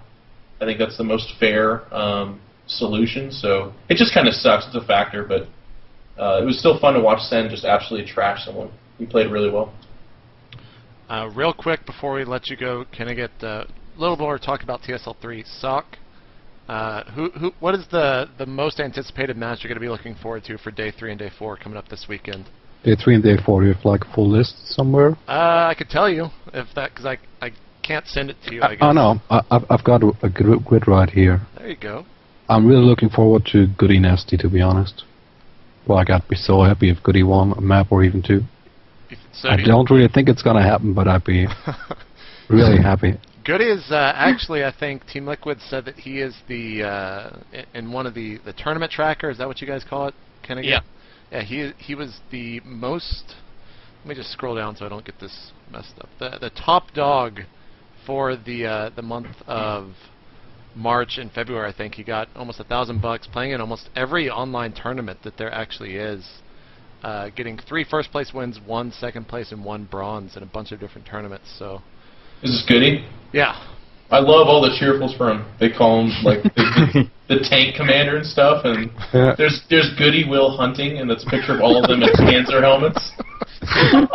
That's pretty good. It's true. Seen those. I've played him a few times. Someone linked this to me. I want to see him up on the.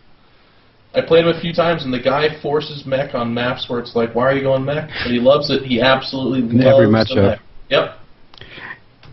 He's like, StarCraft 2, that's awesome. I could play TVP in every matchup now. Sweet.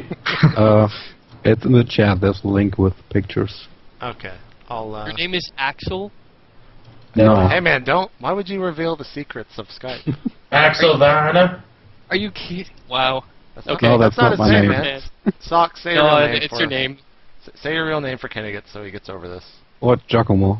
There you My go. first name. Yeah, Oh, okay. Giacomo. Yeah, try to pronounce that, Kennegat. Yeah, I'm Giacomo gonna call you Sock. Axel anyway. Giacomo Underwear Sock.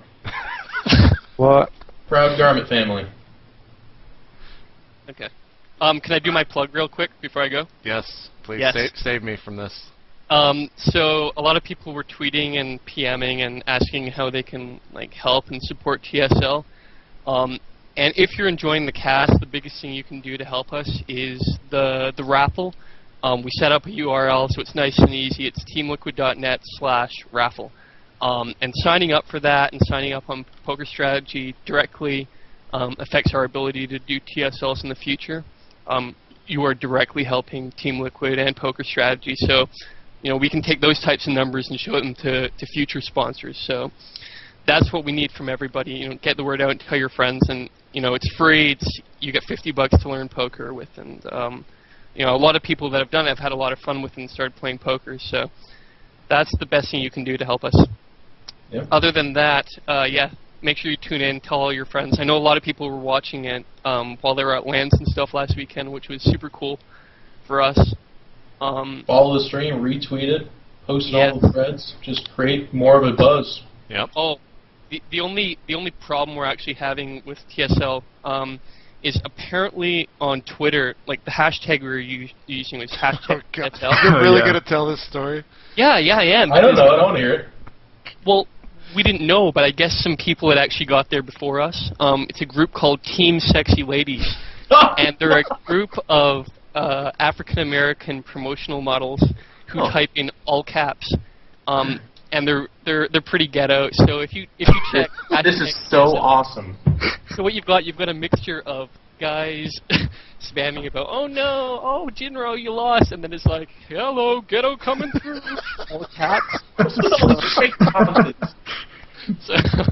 So yeah. I'm trying to talk about video game right now. Oh my Yeah. god. I gotta wasn't get sure on if to we were another going to topic. switch to TSL3 or something, but yeah. That's awesome. Well- That's such a Team Liquid story. That is what it would be. yeah. It would not be, some other league for some gaming thing. Yeah. It's of course African gangster models Yeah. who type in all caps. Yeah. We gotta get off this topic quick. Future of esports. JP can only hold back his racism for so long. Let's talk about something else. Oh god. Thank you. Not really, All right. Kennegat, for coming on. Yeah, thank you guys, and enjoy the games. We'll see you later, man. See you later. Peace. Adios. Real quick, before we move on to, God, this is going to be long, so before we move on talking about PvP, Geoff, I heard you went to San Francisco for a secret meeting that is not so secret anymore. You want to talk to me a little bit about that? Yeah, it's really exciting. Just yet another league is perhaps coming to fruition. There are not fine details to come out, and I cannot disclose that. But what has been disclosed is a lot of top-level players in North America playing for huge wads of cash. And I can tell you, having been to their studio, having seen the people that are running it, and kind of seen how serious they are about it, it's certainly an awesome thing. Tyler and Socke, do you guys have thoughts about yet another big tournament popping up here in North America? I feel like there's way too many tournaments and leagues going on at the moment. They should just maybe fuse and put their prize pool together so I don't have to play as many games. But Oh my God. yeah, it's come to that point. Like back in Pro War, there was WCG once a year, and it didn't matter how good you were the rest of the year. But now it's maybe even a bit too much. But no, I'm not really complaining. I like that there's a lot of tournaments, but sometimes it seems like there might be too much. So, you is crazy, my man. You is Why? crazy. Mofo. Why? Yeah. You said you don't want to play more games. I want to play games until I die, man. Me and Artosis are going to live on the moon forever. Playing StarCraft 17. Yeah, but if you've got 3 different tourney games every day, then it's gonna be too much at some point. it's cool to train for. I'd rather have that than ladder all day, you know. I mean, I see your point. You've got to play tournaments all the time. I know. Yeah. It's not like you're completely ludicrously wrong. I guess I'm just being a fanboy and saying that it's just cool when another league gets announced. Like, That's true. You don't have to play in all of them, but for a guy like, and I'm gonna tell a story real quick too after this. But Socke, you and I have been around a long time, man. And in Brood War, it wasn't like this. So I'm really happy to see this. Now I'm gonna tell my story. Socke, there was a time, I think I was about 18 or 19 years old. So this is 6 or 7 years ago when I played one Socke PG, and that is you. We did play. Now I was inebriated at the time. I actually had about a bottle of wine in me. And I can't remember how this happened. I don't know how we played, but we did. I think I asked you in channel TOT or something like that. I don't know what it was. We played. Just trust me. I'm not making this up so that 7 years later I can have you on this podcast. WG Tour, maybe? No, it was like a ladder game or practice or something. Yeah, maybe WG Tour. But I was drunk, and it was the coolest game. It was one of the. It actually is stuck with me to this day because I microed my Hydralisk so well. Because everything was moving in like Matrix slow motion. I did like a 1-hatch Hydra rush at you or something, or maybe 2-hatch, and that is our gaming history together, Socke. So I've just educated you that we have a little bit of a past, and it was awesome. I'm happy about that, but who won? I was victorious that time, but you know what? About 7 years later, 7 years later at MLG Raleigh. You got revenge, and I would dare say that it's somewhere in the realm of 1,000 times a bigger stage. And you made me about 100,000 times more sad because I was so happy. I just got done beating a really, really good American Protoss PvP, Liquid Tyler, and I was like, oh, I got another Protoss? And you walk up to me and you're like, I hate Protoss. I'm really bad at it. And I was like, in my head, I'm like, yes, in control, in the house. And we sit down, and like 8 minutes later, I stand up and pack my bag, and it's MLG over for me. You were 4-gating before people knew to 4-gate, man, so you got your revenge, buddy. No, I think people knew how to 4-gate, but they just didn't 4-gate as good. You 4-gated really well before people 4-gated really well? Just take the damn compliment. Thank you. Speaking of 4-gates, I'm going to use this to transition into PvP. We're going to be, well, we kind of talked about it a little bit before when Artosis snuck on the cast earlier in the pregame. But since we do have three of, probably arguably one of the best, three of the best Protosses, I'll just say that, and I'll probably get flack for it. But anyways, Tyler, let's just start off with you. Tell me your thoughts on PvP and kind of where it stands right now. Right now, PvP, first thing everyone's thinking when you go into a PvP right now is he going to 4-gate? And if he is, how am I going to defend it? Or you might be thinking, hey, I'm going to 4-gate, and we'll see how it goes. So I think everyone's just thinking about 4-gate. The thing is, you have a good amount of scouting at this early stage in the matchup. You know, as long as the probe is still alive, you can gather a lot of information about you know, how many chrono boosts they've used on their Nexus, whether or not they chrono boost Gateway, whether or not they build a Zealot, and that kind of stuff. So I think everyone knows the like standard, really hardcore 4-gate build that got really popular maybe 2 months ago or so, and everyone was just like, that's all you can ever do. And then kind of predictably, I think people started countering that build. Basically, you had the like, I think what people call the economy 4-gate, or what I would just call a defensive 4-gate, is where you would also 4-gate, but you would get a few more probes. You would sneak some in there. Then some people started, you know, figuring out how you can sneak in a second gas, all this kind of stuff. And then the 3 stalker defense came out. Everything was revolving around how are you going to do a build that defends against 4-gate, or how are you going to kill someone with a 4-gate who thinks they can defend against a 4-gate, but you know that they actually can't. And so that's why whenever like I hear someone talk about a PvP build and they're like 4-gate, I'm like, well, what kind of 4-gate are we talking about? Like, are they going balls to the wall 4-gate? Did they lead you to believe you weren't going to 4-gate and now you are? All this other kind of tricky stuff. I think there's several variables, like I said, with the chrono boosts and what units you get. early on that mess all this stuff up. So once you get past all the 4-gate stuff, I think is kind of what's problematic about PvP. I don't mind the whole early game of PvP revolving around 4-gate so much. Once you get past it, you're kind of blind. And there's this whole period where, you know, and this is what Artosis was asking us basically, is do you think it's rock, paper, scissors, where you kind of have people who just keep going 4-gate while the other guy techs, and then this guy just stubbornly 4-gates, and that can beat, say, like a blind Stargate build that's going Phoenixes. The Phoenix build is supposed to get an advantage against a robotics build. Robotics build, you throw in like Blink Stalker, and like all these different kinds of builds. I'm not so sure it's so simple as 3 things. Like you have rock, paper, scissors. There might be 4 things, and they might interact kind of weirdly. But bottom line is, it seems like you have to blindly pick something at some point. The other guy's blindly picking something at some point, and then one guy just gains an advantage for nothing. You just picked something, and whether it's a small advantage or like a game-deciding advantage, it's still an advantage, and it's kind of frustrating for Protoss players. And there's so many, like I said, there's so many combinations and different, subtly different ways that you can go about each one of these like main strategies, that they all kind of clash differently. And so no one's really sure. Like one Protoss player will have been practicing with some people, and they'll say, you know, Phoenixes are great. Maybe that's kind of what Geoff was saying a couple of weeks ago. Someone else will say, look, the only safe way to do it is to go Blink Stalker.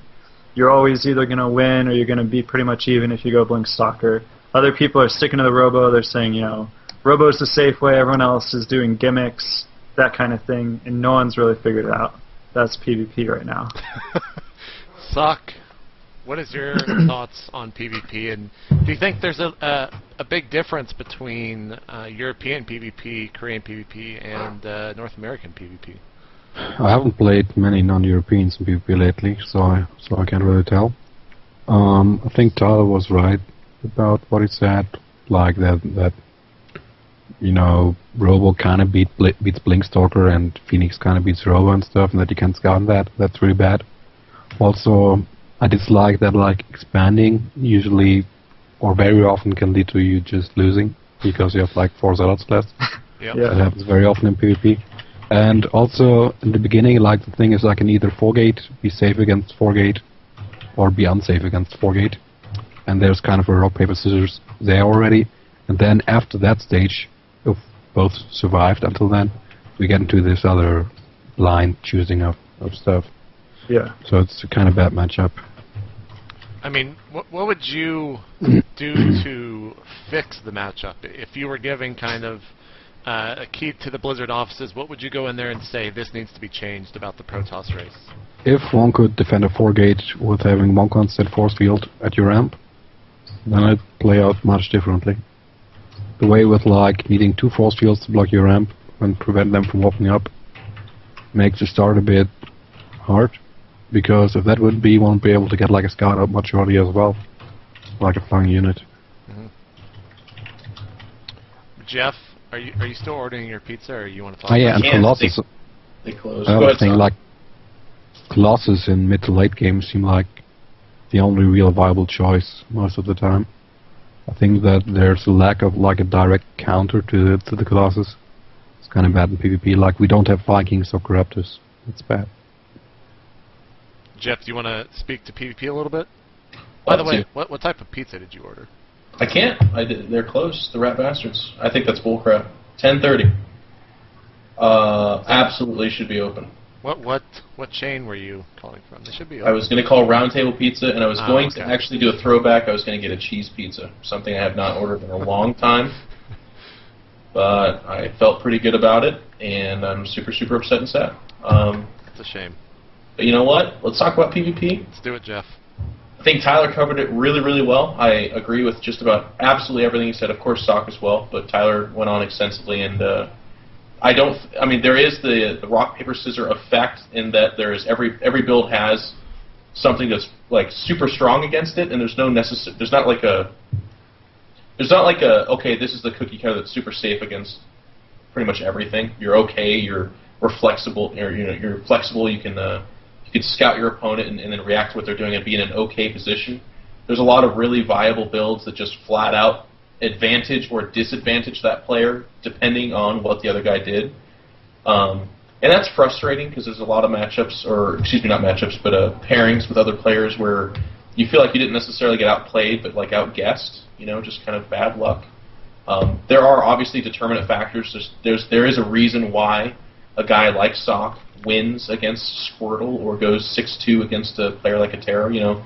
It's not like it's all luck and that was just his day. He's obviously a very skilled player who chose the right stuff, was reading his opponent well. So it's not like it's hopeless and terrible, but it is frustrating in that sense. I think it's the most rock, paper, scissors mirror matchup of the three.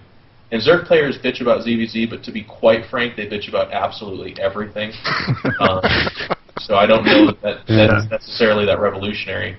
I enjoy PvP because there's a lot of interesting compositions that are being used and styles, like Axlab or Kiwi Khaki and Alpha Zero, some of these similar names. They like to do this like base trade Blink Stalker style, where they'll actually expand away from their main with the full intention of you killing their base and then they killing yours, but with Blink Stalkers they edge it out in the end, and then they get like DTs out and Sniper Observers. It's really weird, but I've seen it like a million times. The Phoenix stuff that obviously Tyler likes to give me crap about, that's pretty cool too. And then there's the cookie cutter builds that are pretty good against everything. Like for those of you that tuned in for the pregame show, we listened to Artosis struggle with the intelligence of 3-gate Robo versus 4-gate. But that is like probably the most cookie cutter build of the PvP builds. It puts you in, I think, just about, I don't know if we'd agree on this, but somewhere therein the closest to being the safest against the most builds. I'm trying to say that as like safely as I possibly can. And then there's just the good old 4-gate, and there's different styles with it. There's the Korean 4-gate, there's the 1-gas 4-gate, there's the double-gas 4-gate, and they all have different stuff. And then a lot of Europeans like the Blink Stalker with expansion, or just 4-gate expansion, that kind of stuff. I see Mana doing it a lot. So it's cool because there's a lot of different styles, but it's not cool because there's a lot of different styles, which makes it interesting, I guess. Yeah, another thing I'd like to add, I think PvP isn't much about training or having good builds. It's about mind games and focus. And that's not really what it should be about, I think. I really agree that it's about focus, because even I think it's much more common for me to see someone lose PvP and then I can point out several mistakes that they made that weren't blind mistakes, that they were actually things that they could have done better based on the information they had, or slightly more efficient build, or just better control. And so, it's very rare that someone's blameless after they lost a PvP. They either purposely did something super risky and it didn't work, or some smaller mistakes added up. It's possible, that they were disadvantaged, and so maybe they made the same amount of mistakes as their opponent, but then they lost anyway. But you can always fix something up with your PvP, and it's kind of relatively rare that you see a very strong, almost perfectly played PvP. But I will say recently I thought Inca played really, really well, OGS Inca played really well against Hawk in the up-down matches, and then MC's PvP in the GSTL last night. Yeah, it was also also, he played it really, really well. Yeah, in that game I saw just some minor mistakes from the other Boros player. Yep. Minor movement mistakes, and then he built a probe a bit too late. Yep. And the thing was, he stopped building probes a bit earlier than MC, even though he wasn't forgetting. So it's just those tiny mistakes or subtle. Do you think it was kind of lucky, the fact that pylon got put down near the frozen ramp, or near Frozen's ramp, and then he just warped in units behind when he was trying to retreat with his stalkers? Or was the game already over? Should have scouted that.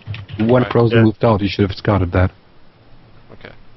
Now, PvP, you guys obviously just said everything, your thoughts on it.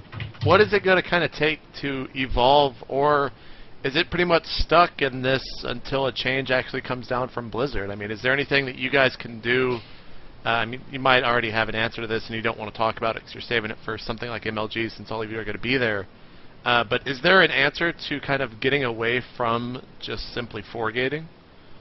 Or doing all the builds that you guys just said? Is there a clear winner? I think it's not clear yet, but like I said, I think a lot of people are still figuring things out. At least I know that some people are making efforts. Other people are kind of just not making a conscious effort to improve their PvP anymore. Yeah. But like I said, I think if you gather every little piece of information you can, and during the dark period you have, you know, a solid plan, and then when the dark period's over and you start gathering information again, if you immediately respond exactly in the right way, I think someone can hammer out like a really solid build where, like, I think it's possible. I mean, I don't know if it'll happen for sure because it hasn't happened yet, but I think someone can start to really hammer out a really solid way to play. Maybe not on every map, but perhaps on most maps. And then people either have to learn that or have to figure out a counter to it, or and then I don't know. We'll see where it goes from there. But I think there is hope, and I don't think Blizzard needs to do something yet. But I'm sure they have their eye on it as they should. What are your thoughts, Tyler? A lot of people in the chat are asking me, so I'm going to ask. Didn't plan on it, but the other day Sean did a Day 9 daily on PvP trying to work out a build that would kind of beat Foregate. Did you happen to catch that or see what he was kind of doing on a stream or hear about it? I actually did watch parts of it. I didn't watch every single minute of it. So was there a question going on with that? Yeah, what were your thoughts on what he was doing? Oh, well, I mean, it's a pretty good process that he does, but I mean, he, like in his show, it seemed like he was more outlining, like, the whole process, whereas, like, pro players are more stuck on the whole, like, refinement period, I think is really where we're at. I don't have the Day 9 method memorized, so I don't want to say it wrong, but, like, right. I think most players have enough strategies and enough really efficient build orders to work with. But like I said, it's just getting it exactly right with all the little subtle differences you can scout. And, you know, like if you out-micro him and kill one Zealot, well, what does that buy you? Can you build an extra probe? Can you skip something? That kind of stuff. Like, if you could just respond perfectly to all of that, that's kind of where we need to be at. I think Day 9... You know, Day 9's talking to the noobs a little more than he is talking to the pros. And if he was doing the show, you know, pro-oriented, then it would look a little different, a little more interesting for me. Right. I also saw parts of that, and I think he was just like doing like a counter to Foregate, but like then if the other guy wasn't Foregating, he'd be way behind. I didn't see all of it, but it looked like that to me at least. Yeah, I mean, I think he kind of purposely just focuses in on something specific. So he would be like, okay, now we have a build that works against Foregate. At least we're comfortable doing it against Foregate, and now let's see how it does against other builds, and then how we can still keep it safe against Foregate. Because I think he just wanted to find something other than also doing a Foregate. Yeah. Geoff, do you have any thoughts on PvP? Not on Day 9. Just to kind of trying to get out of this, trying to wrap it all up. Do you have anything that you've kind of discovered that you're comfortable sharing, or? Just, you know, I think Tyler struck a really good point with the. I don't think he played it up. I'd like to take that opportunity, but I think a lot of people have just kind of like, well, PvP's foregating and variations therein. And I really don't think that's necessarily the case. I think you should have your Foregate refined to a T, because it should be something you're capable of doing, and you should know about it because it's certainly a part of this game. But I feel like people should really work on alternative strategies, and I think it just makes them a more well-rounded player. And it also gives you more respect for the matchup.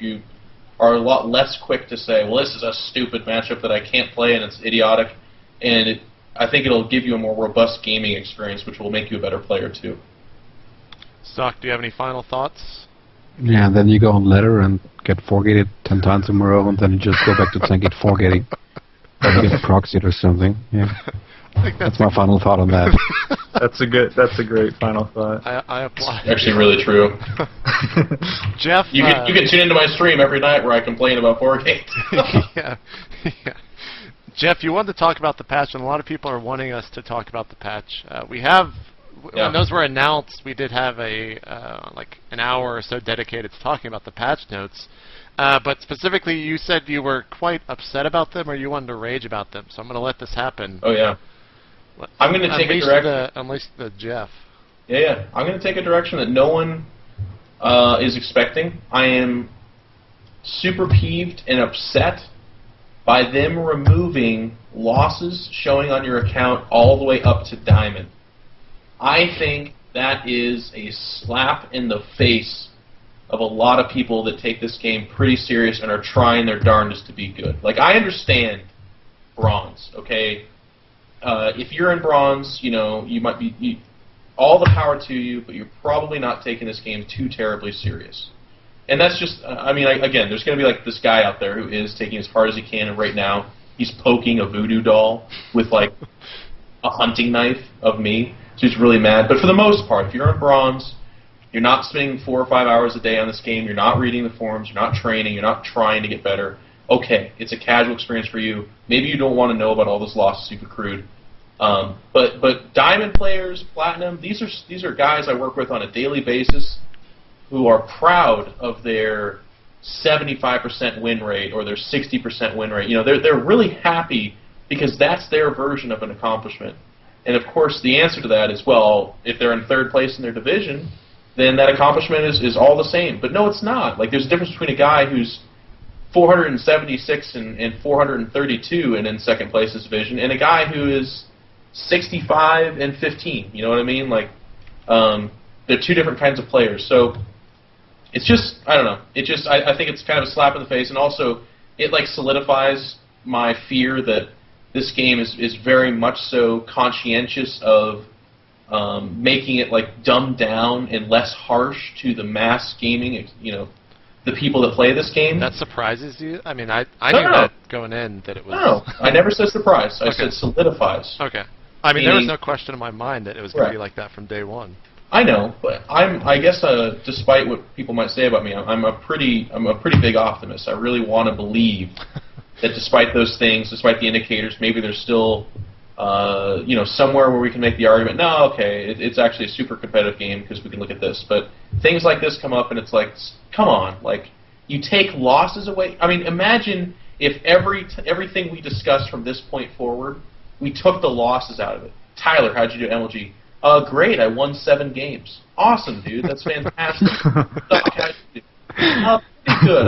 I won 11 games. Awesome, dude, that's great. How'd you do in the finals? I won 1 game. Oh, nice. You won 1 game. You know, like, nobody talks that way. Yeah. We're like, Socke, how'd you do? I crushed the Neanderthal skull 2-0. And Tyler, you know, like, same thing. Like, we're really happy about our wins and losses for the most part. And if we're not, we're upset. And that's reason to talk, too. So, I don't know. I know I'm making a mountain out of a molehill, but it upsets me. Yeah, I don't care about ladder or about...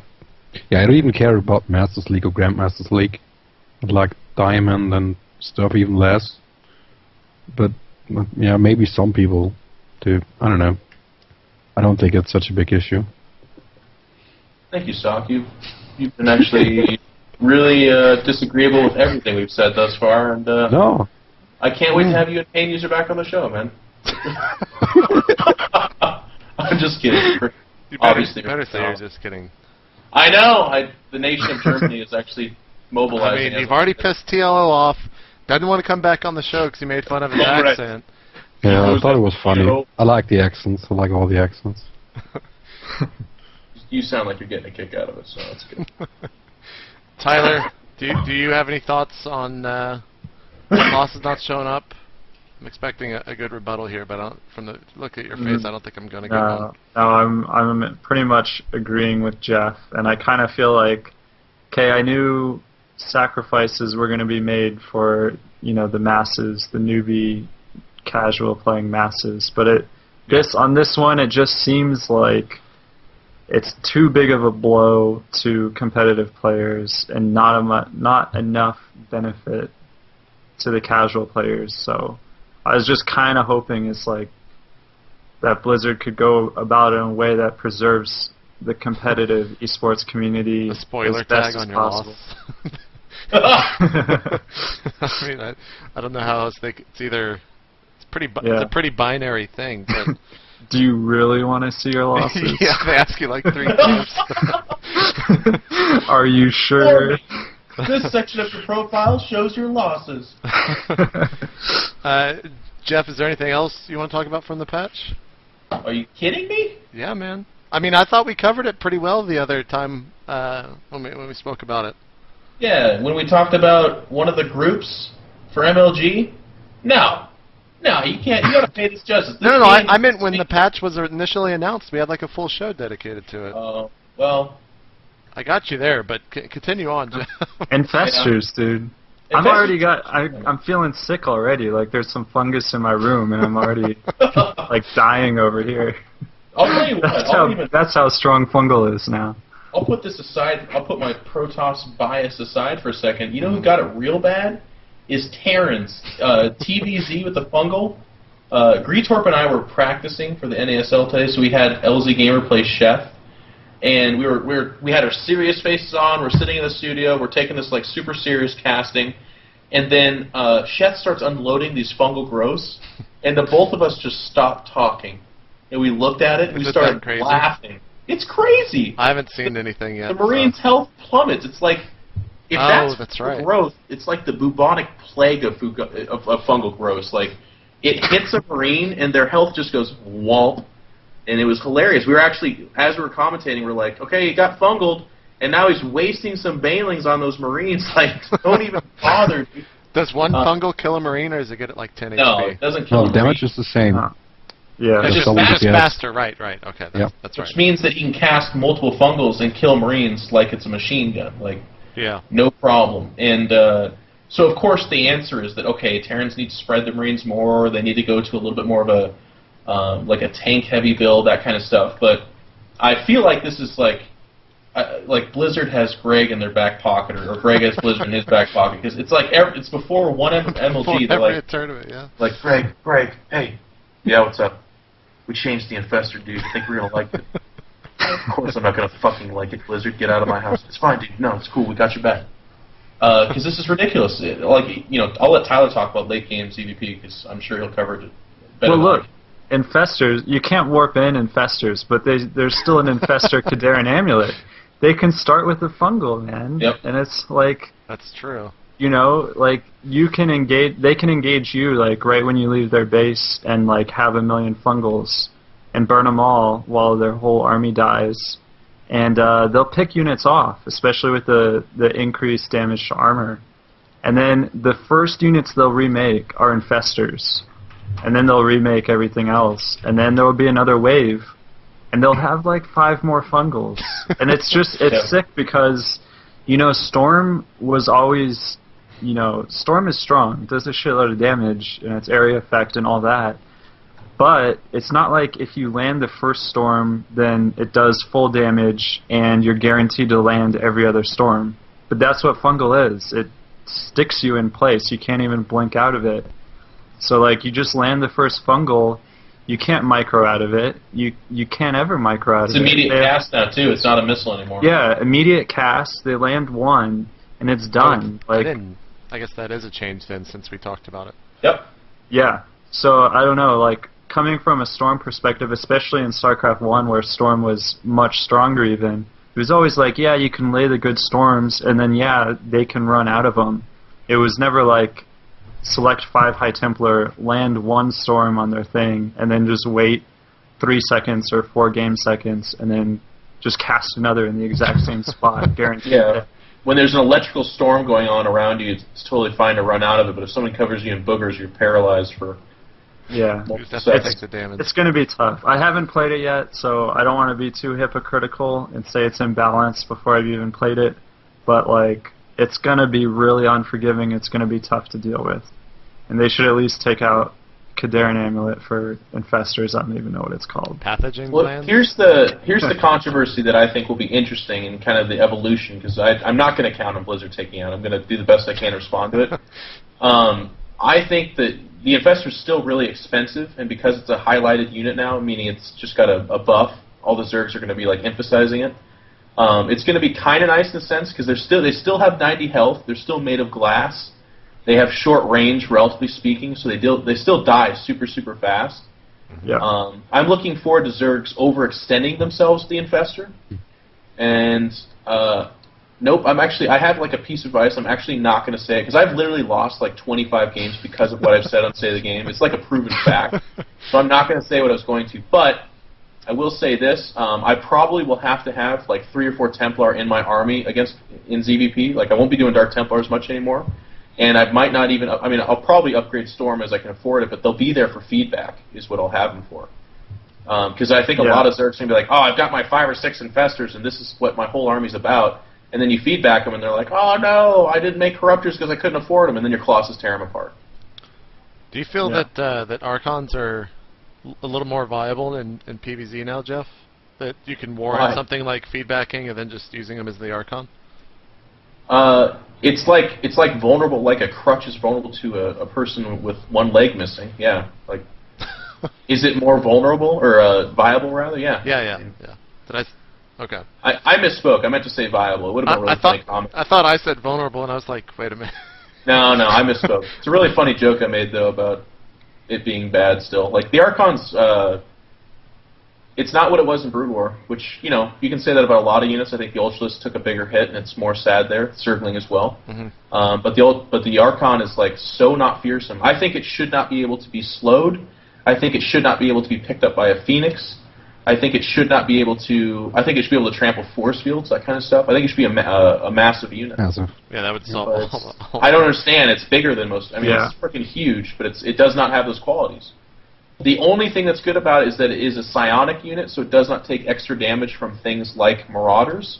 So it takes, I think it's like 6/10 of a second longer to kill, which is really cool. Socke, what do you think of the Infestor change, man? Are you worried about it? Yeah, since all our useful units against Zerg are armored, and they're the strongest when they're clumped up, like Stalker, Void Ray, Colossus, or just Stalker, Colossus. It's gonna be really tough. It's like a plus 32% damage increase, and then like double DPS. So it might be a problem, but I think like once you like get closer to the 200, or you get to like 180 supply, you gotta start adding in Templars for feedback, and then I think it might be okay. And other than that, like Fungal is like a Storm and like 8 force fields around the units. Like Circle warning about force fields. What's up with that? Yeah. Geoff, is there anything else in the patch? I'm just using you to pull everything from it. Terran got hit again. They tweaked the bunker again, which is just at this point it's getting That's just the build time, right? I don't. Yeah, whatever. 5 seconds. 5 seconds. I can't believe how much time Blizzard spends with the bunker in their offices. They're like, guys, Battle cruisers. we're having our Our bi-weekly meeting on the Terran bunker. What are some thoughts? I got 35 seconds before me. And someone's like, 37 seconds. Like, I got 37 seconds. And it goes into this whole auction thing. But I think the EMP is interesting. Only doing 100 now is awesome. That means a fully charged Templar can get hit, and they'll still have Sonic Storms, which is going to make some Terrans awfully confused. Yeah. Like, they're going to be Pain like, what user's the probably hell? cussing right now.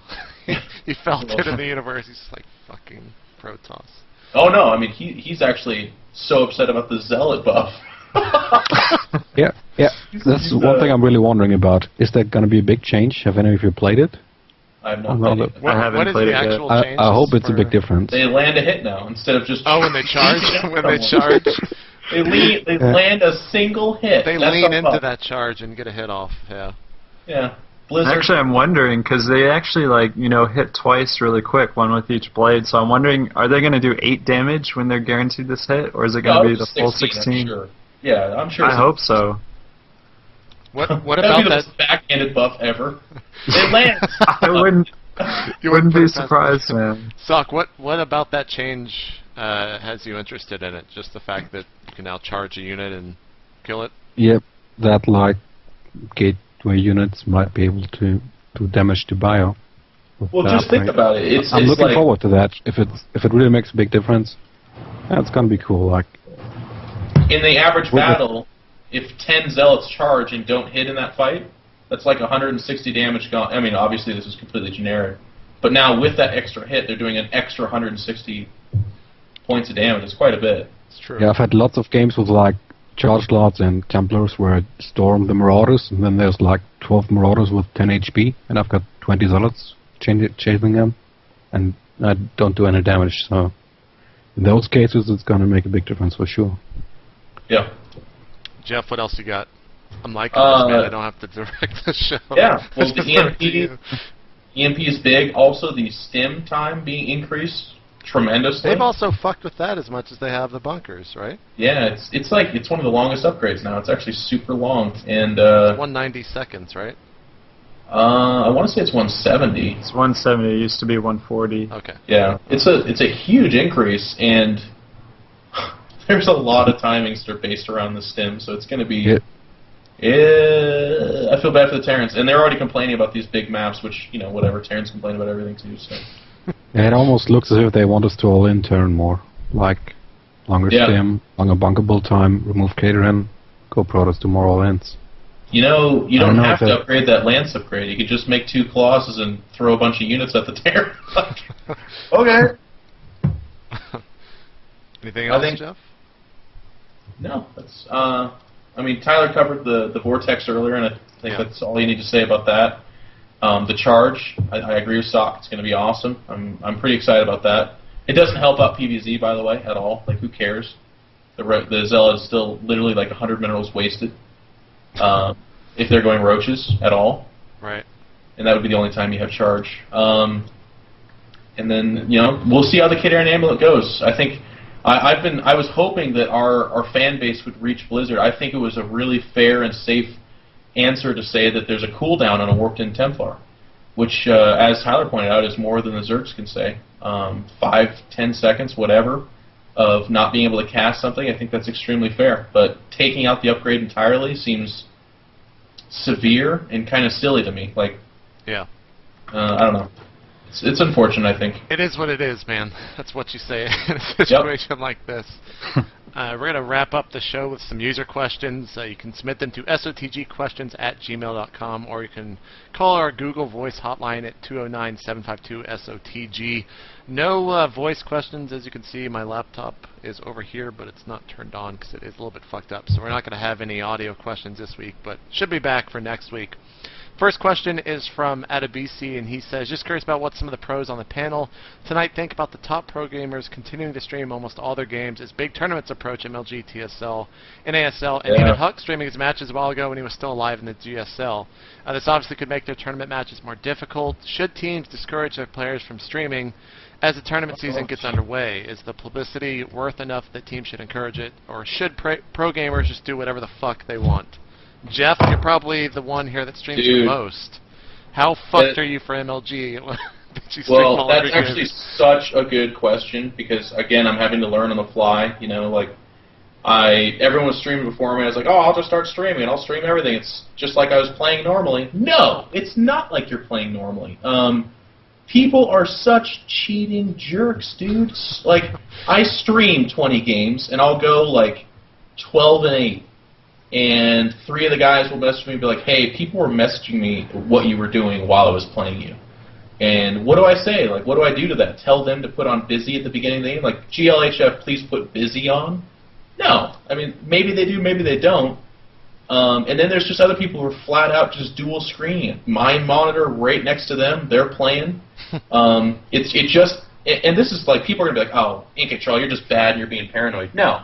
You wait until Tyler answers and it's a fact. It's 100% a fact. When you stream, you are putting yourself at risk to people cheating. I think if you're playing on the Korea ladder, it's a lot less because there's obviously the language barrier and just streaming is not quite the same over there as it is here. Perhaps if you're a North American streaming on Europe, it's mitigated a little bit, but I would still say it still goes on a lot more than you'd think.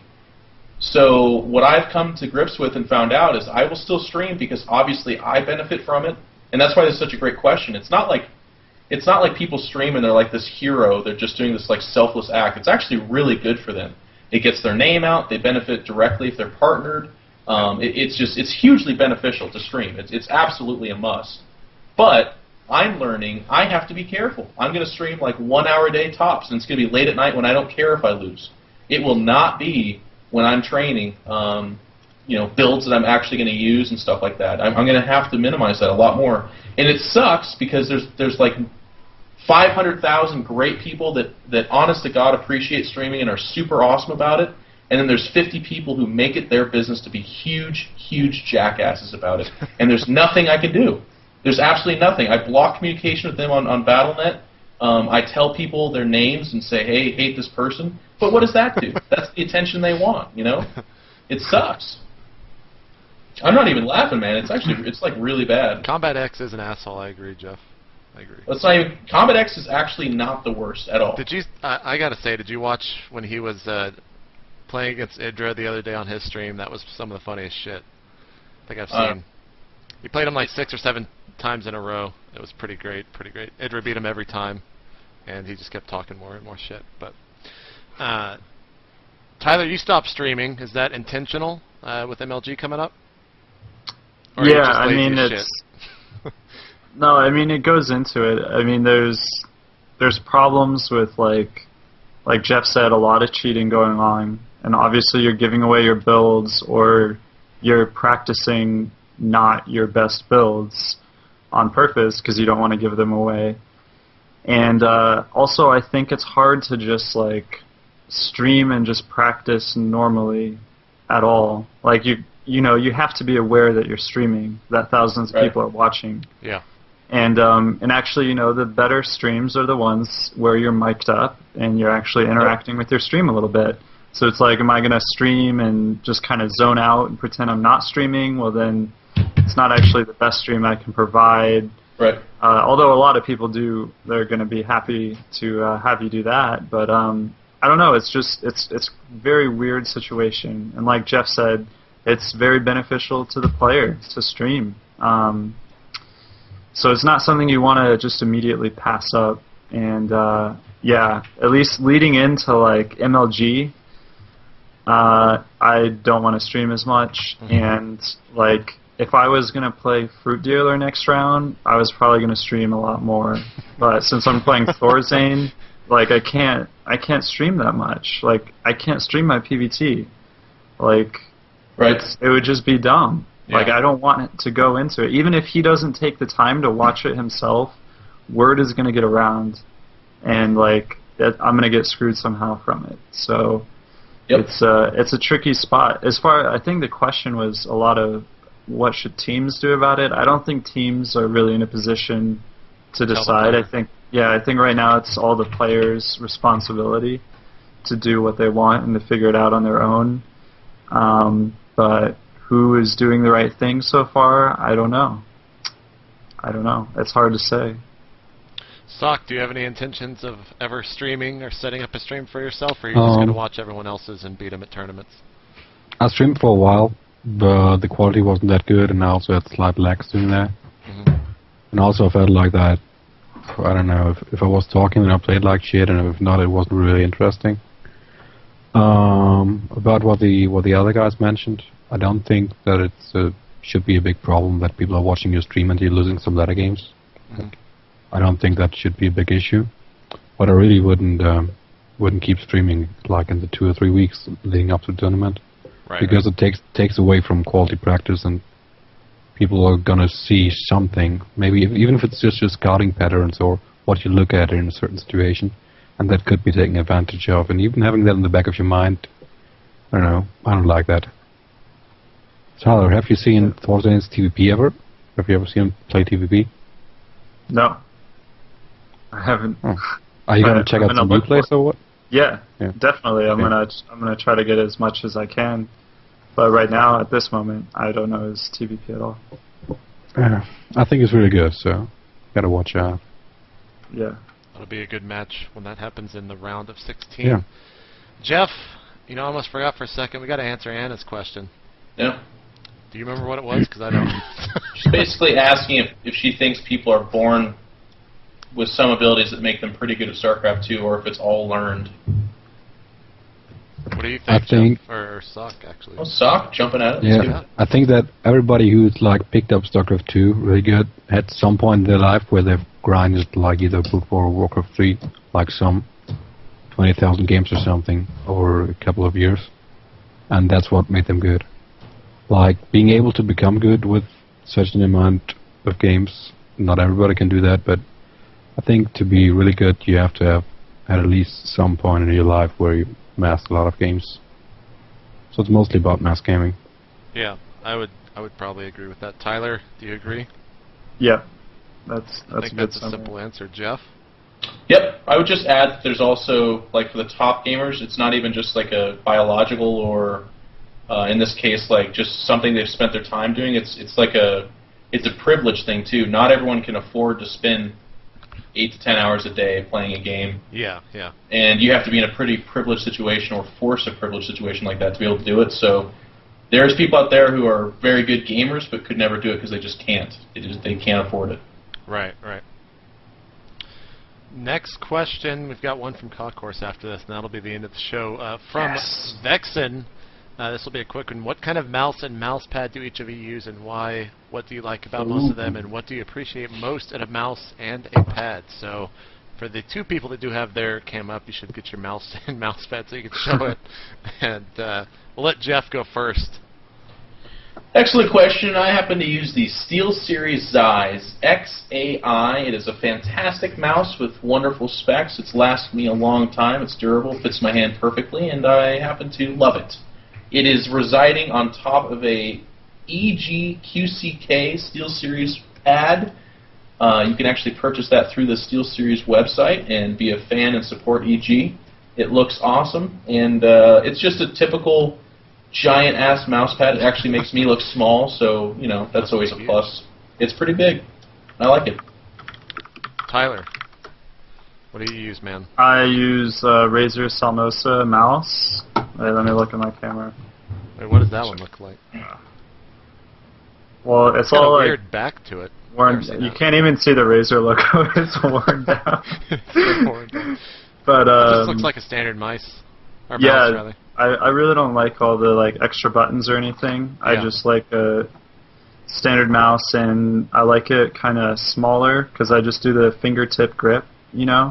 I don't palm it, so a little bit on the smaller side is better. And I like the sensor in it. It feels good when I use it. So that's pretty much. I actually once I bought this and I played with it for a few weeks, and I was like, I like it.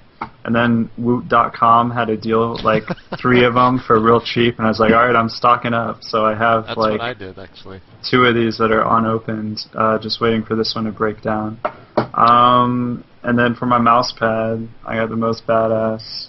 Oh, you went. Yeah. Old school. Is that a Funk? Yeah, dude, it's Funk. a Funk. I bought 10 Funks like a couple years back, and the 1030 Surface is the textured one. That's what I've been using. Yeah.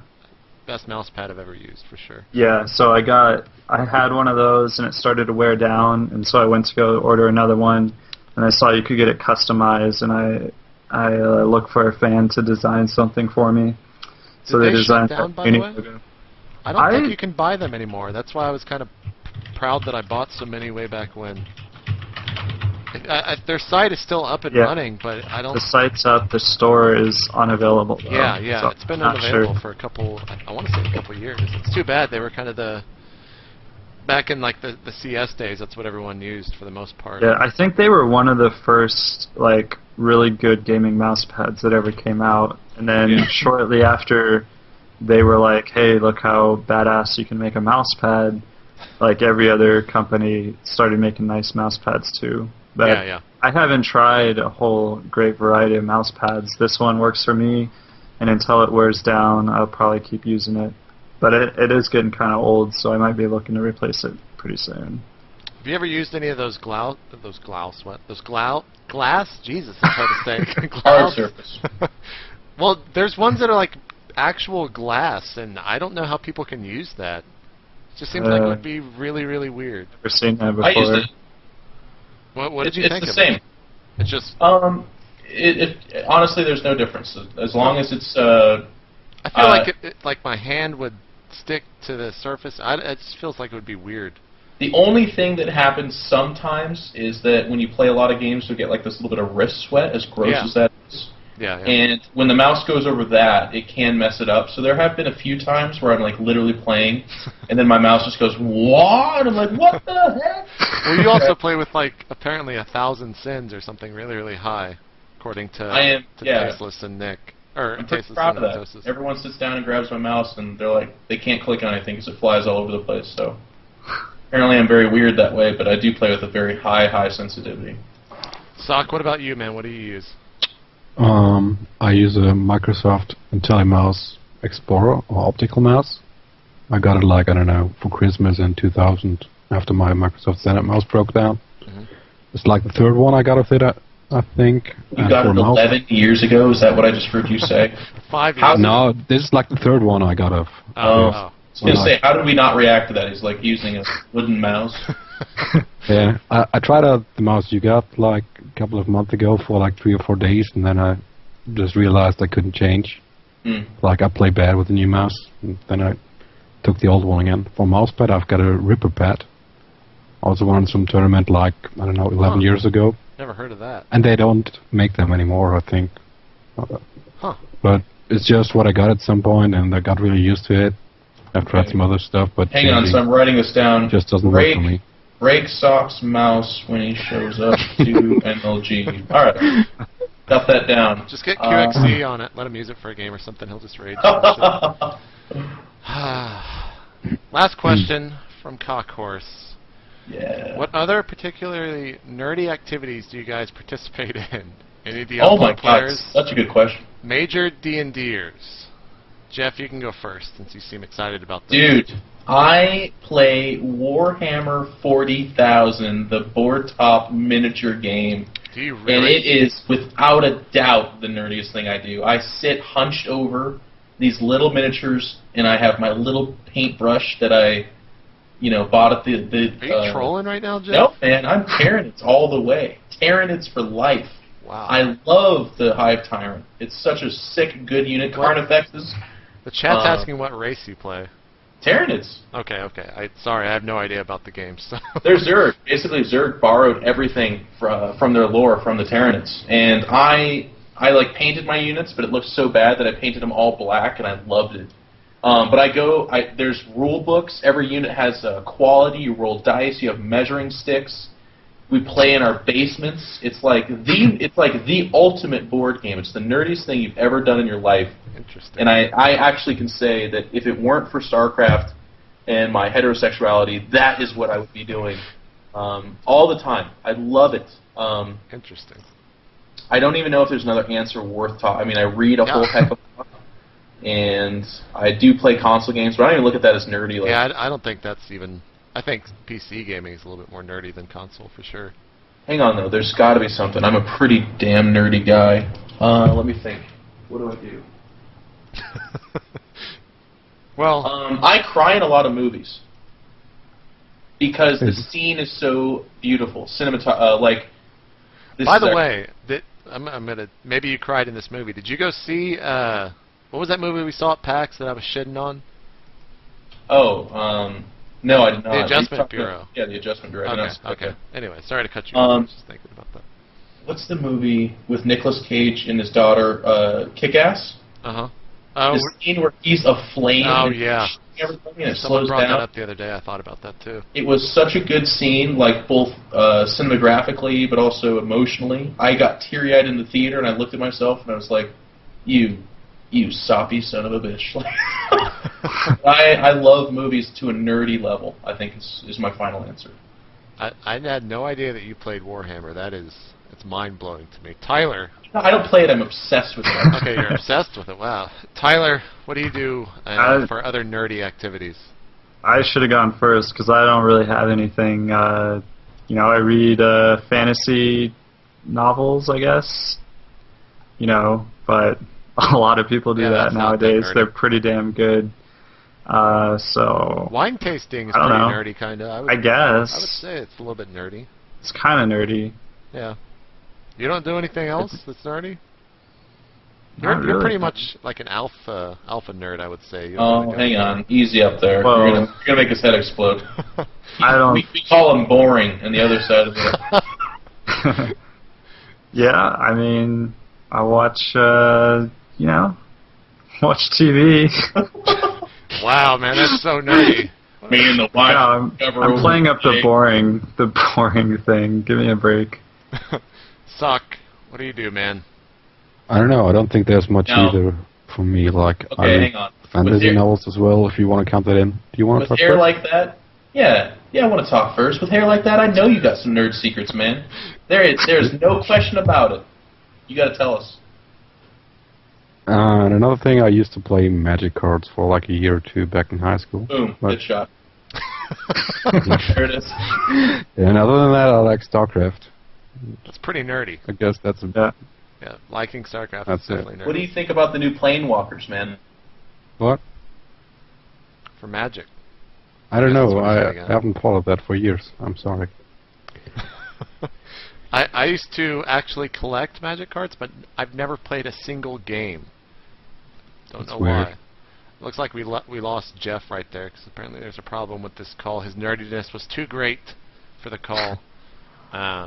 Should be back, but that's actually the end of the show. So hopefully we'll go through all of the sponsor shoutouts and wrap this up.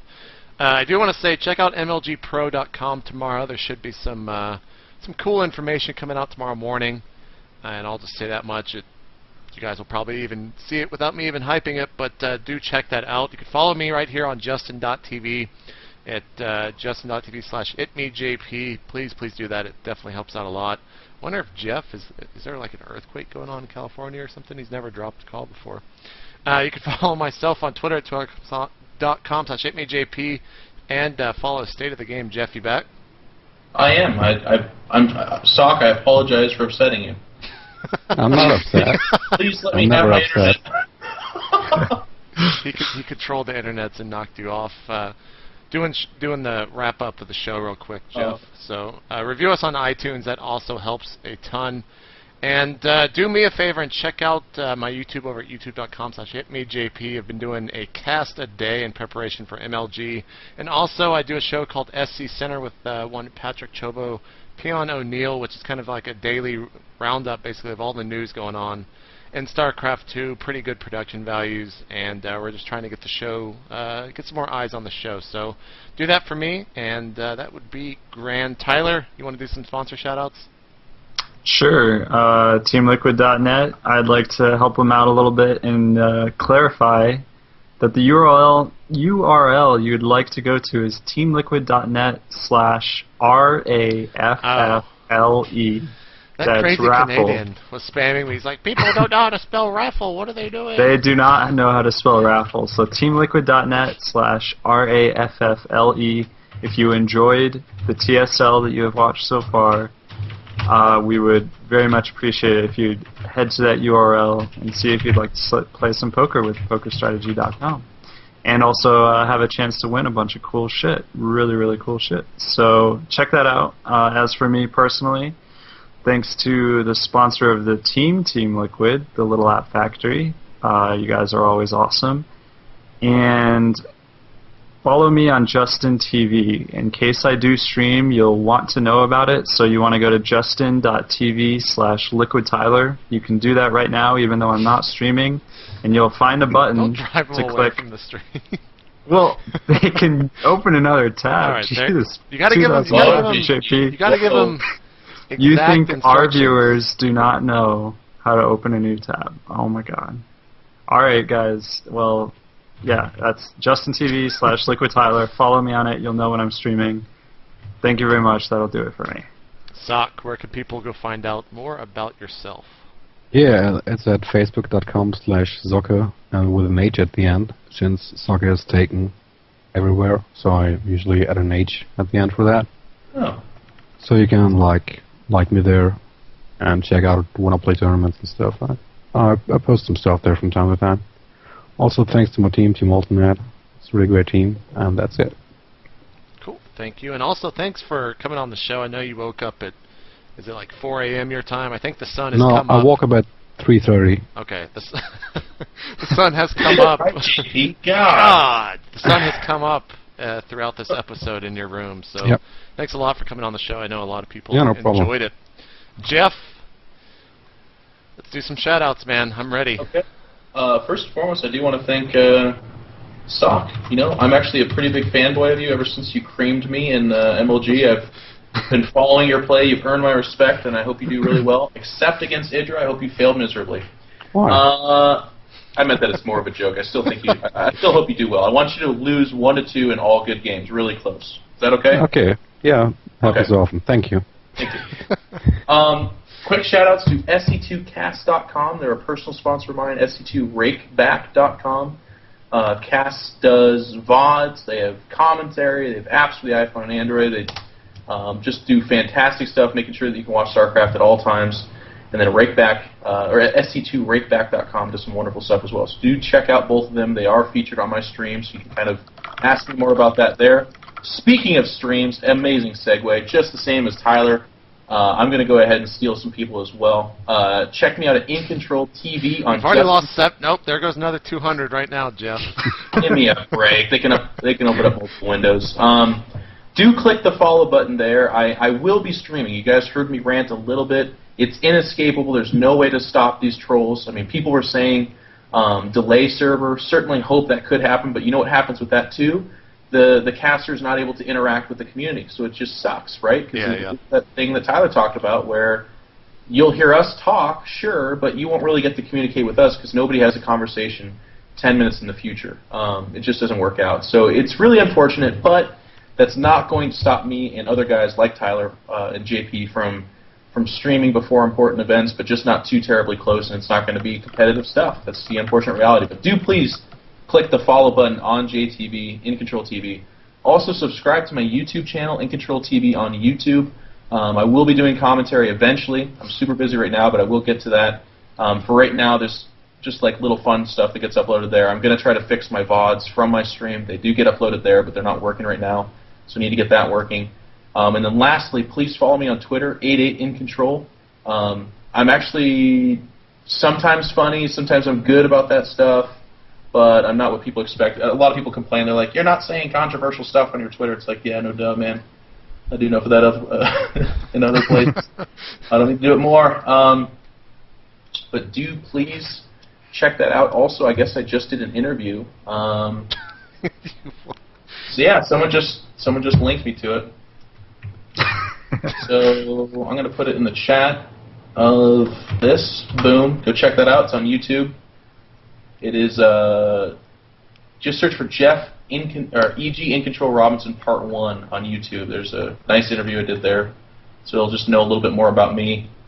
And then shout outs to all of you guys who tune into the show every week. I mean, I know we give a lot of you a hard time because you're all passionate StarCraft fans, and we troll you guys pretty good, and you guys troll us pretty good, but at the end of the day, like JP and I got to experience this firsthand, and hopefully someday Tyler does as well, in Day 9 actually, but at PAX East we got tremendous support.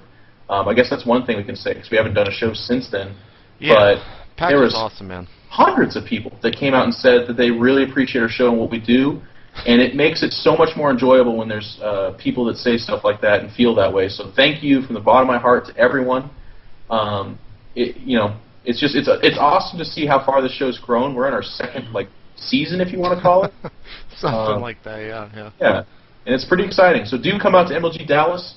I will be there. I'll be at every MLG after that, and I want to meet each and every one of you that follows our show. So please introduce yourself and say hi. Also, final thanks to EG.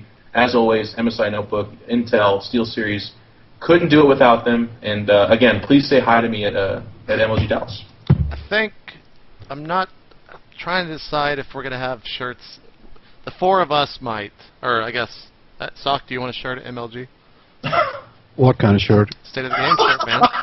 Yeah, why not? All right, I like so shirts. the four of us will be wearing a State of the Game shirt, probably at MLG. I know, I gotta wear a sponsor shirt. Oh, I shit. want to do that. Well, sometimes you can wear. Tyler as well.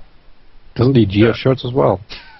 Yeah, no, I have to wear my jersey, but when we're all hanging out and I'm explaining to you what you did wrong in our series where I won the Grand Championship, I'll have my arm. Be wearing You gotta find the proxy pilot. I know. Anyways, But the- we should have shirts at MLG, but I'm not. I might have to pay a lot for those actually to get them there. But regardless, we'll have shirts in the future. So buy my shirts, just like Sundance said. It actually helps more than you think. And that is going to do it for State of the Game. Hopefully everything. I don't know if the stream seems stable throughout this episode, but hopefully the VOD is going to be okay. XSplit has been really, really fucking terrible the past couple of days, and right before this, for about 3 hours, I didn't think we were going to be able to do a show. But hopefully it goes well. You can check out the VODs if you tuned in late over at itmejp.blip.tv. And next week we'll be doing a big old MLG preview show, breaking down all of the open players, as probably that's going to get announced sometime soon, I would think. And that's it. We'll see you guys later. Everyone wave goodbye, except for Geoff. You could just keep on dancing, man. See ya. I will. And where's the picture? There it is. There's the picture. The tasteless right there. See you guys later.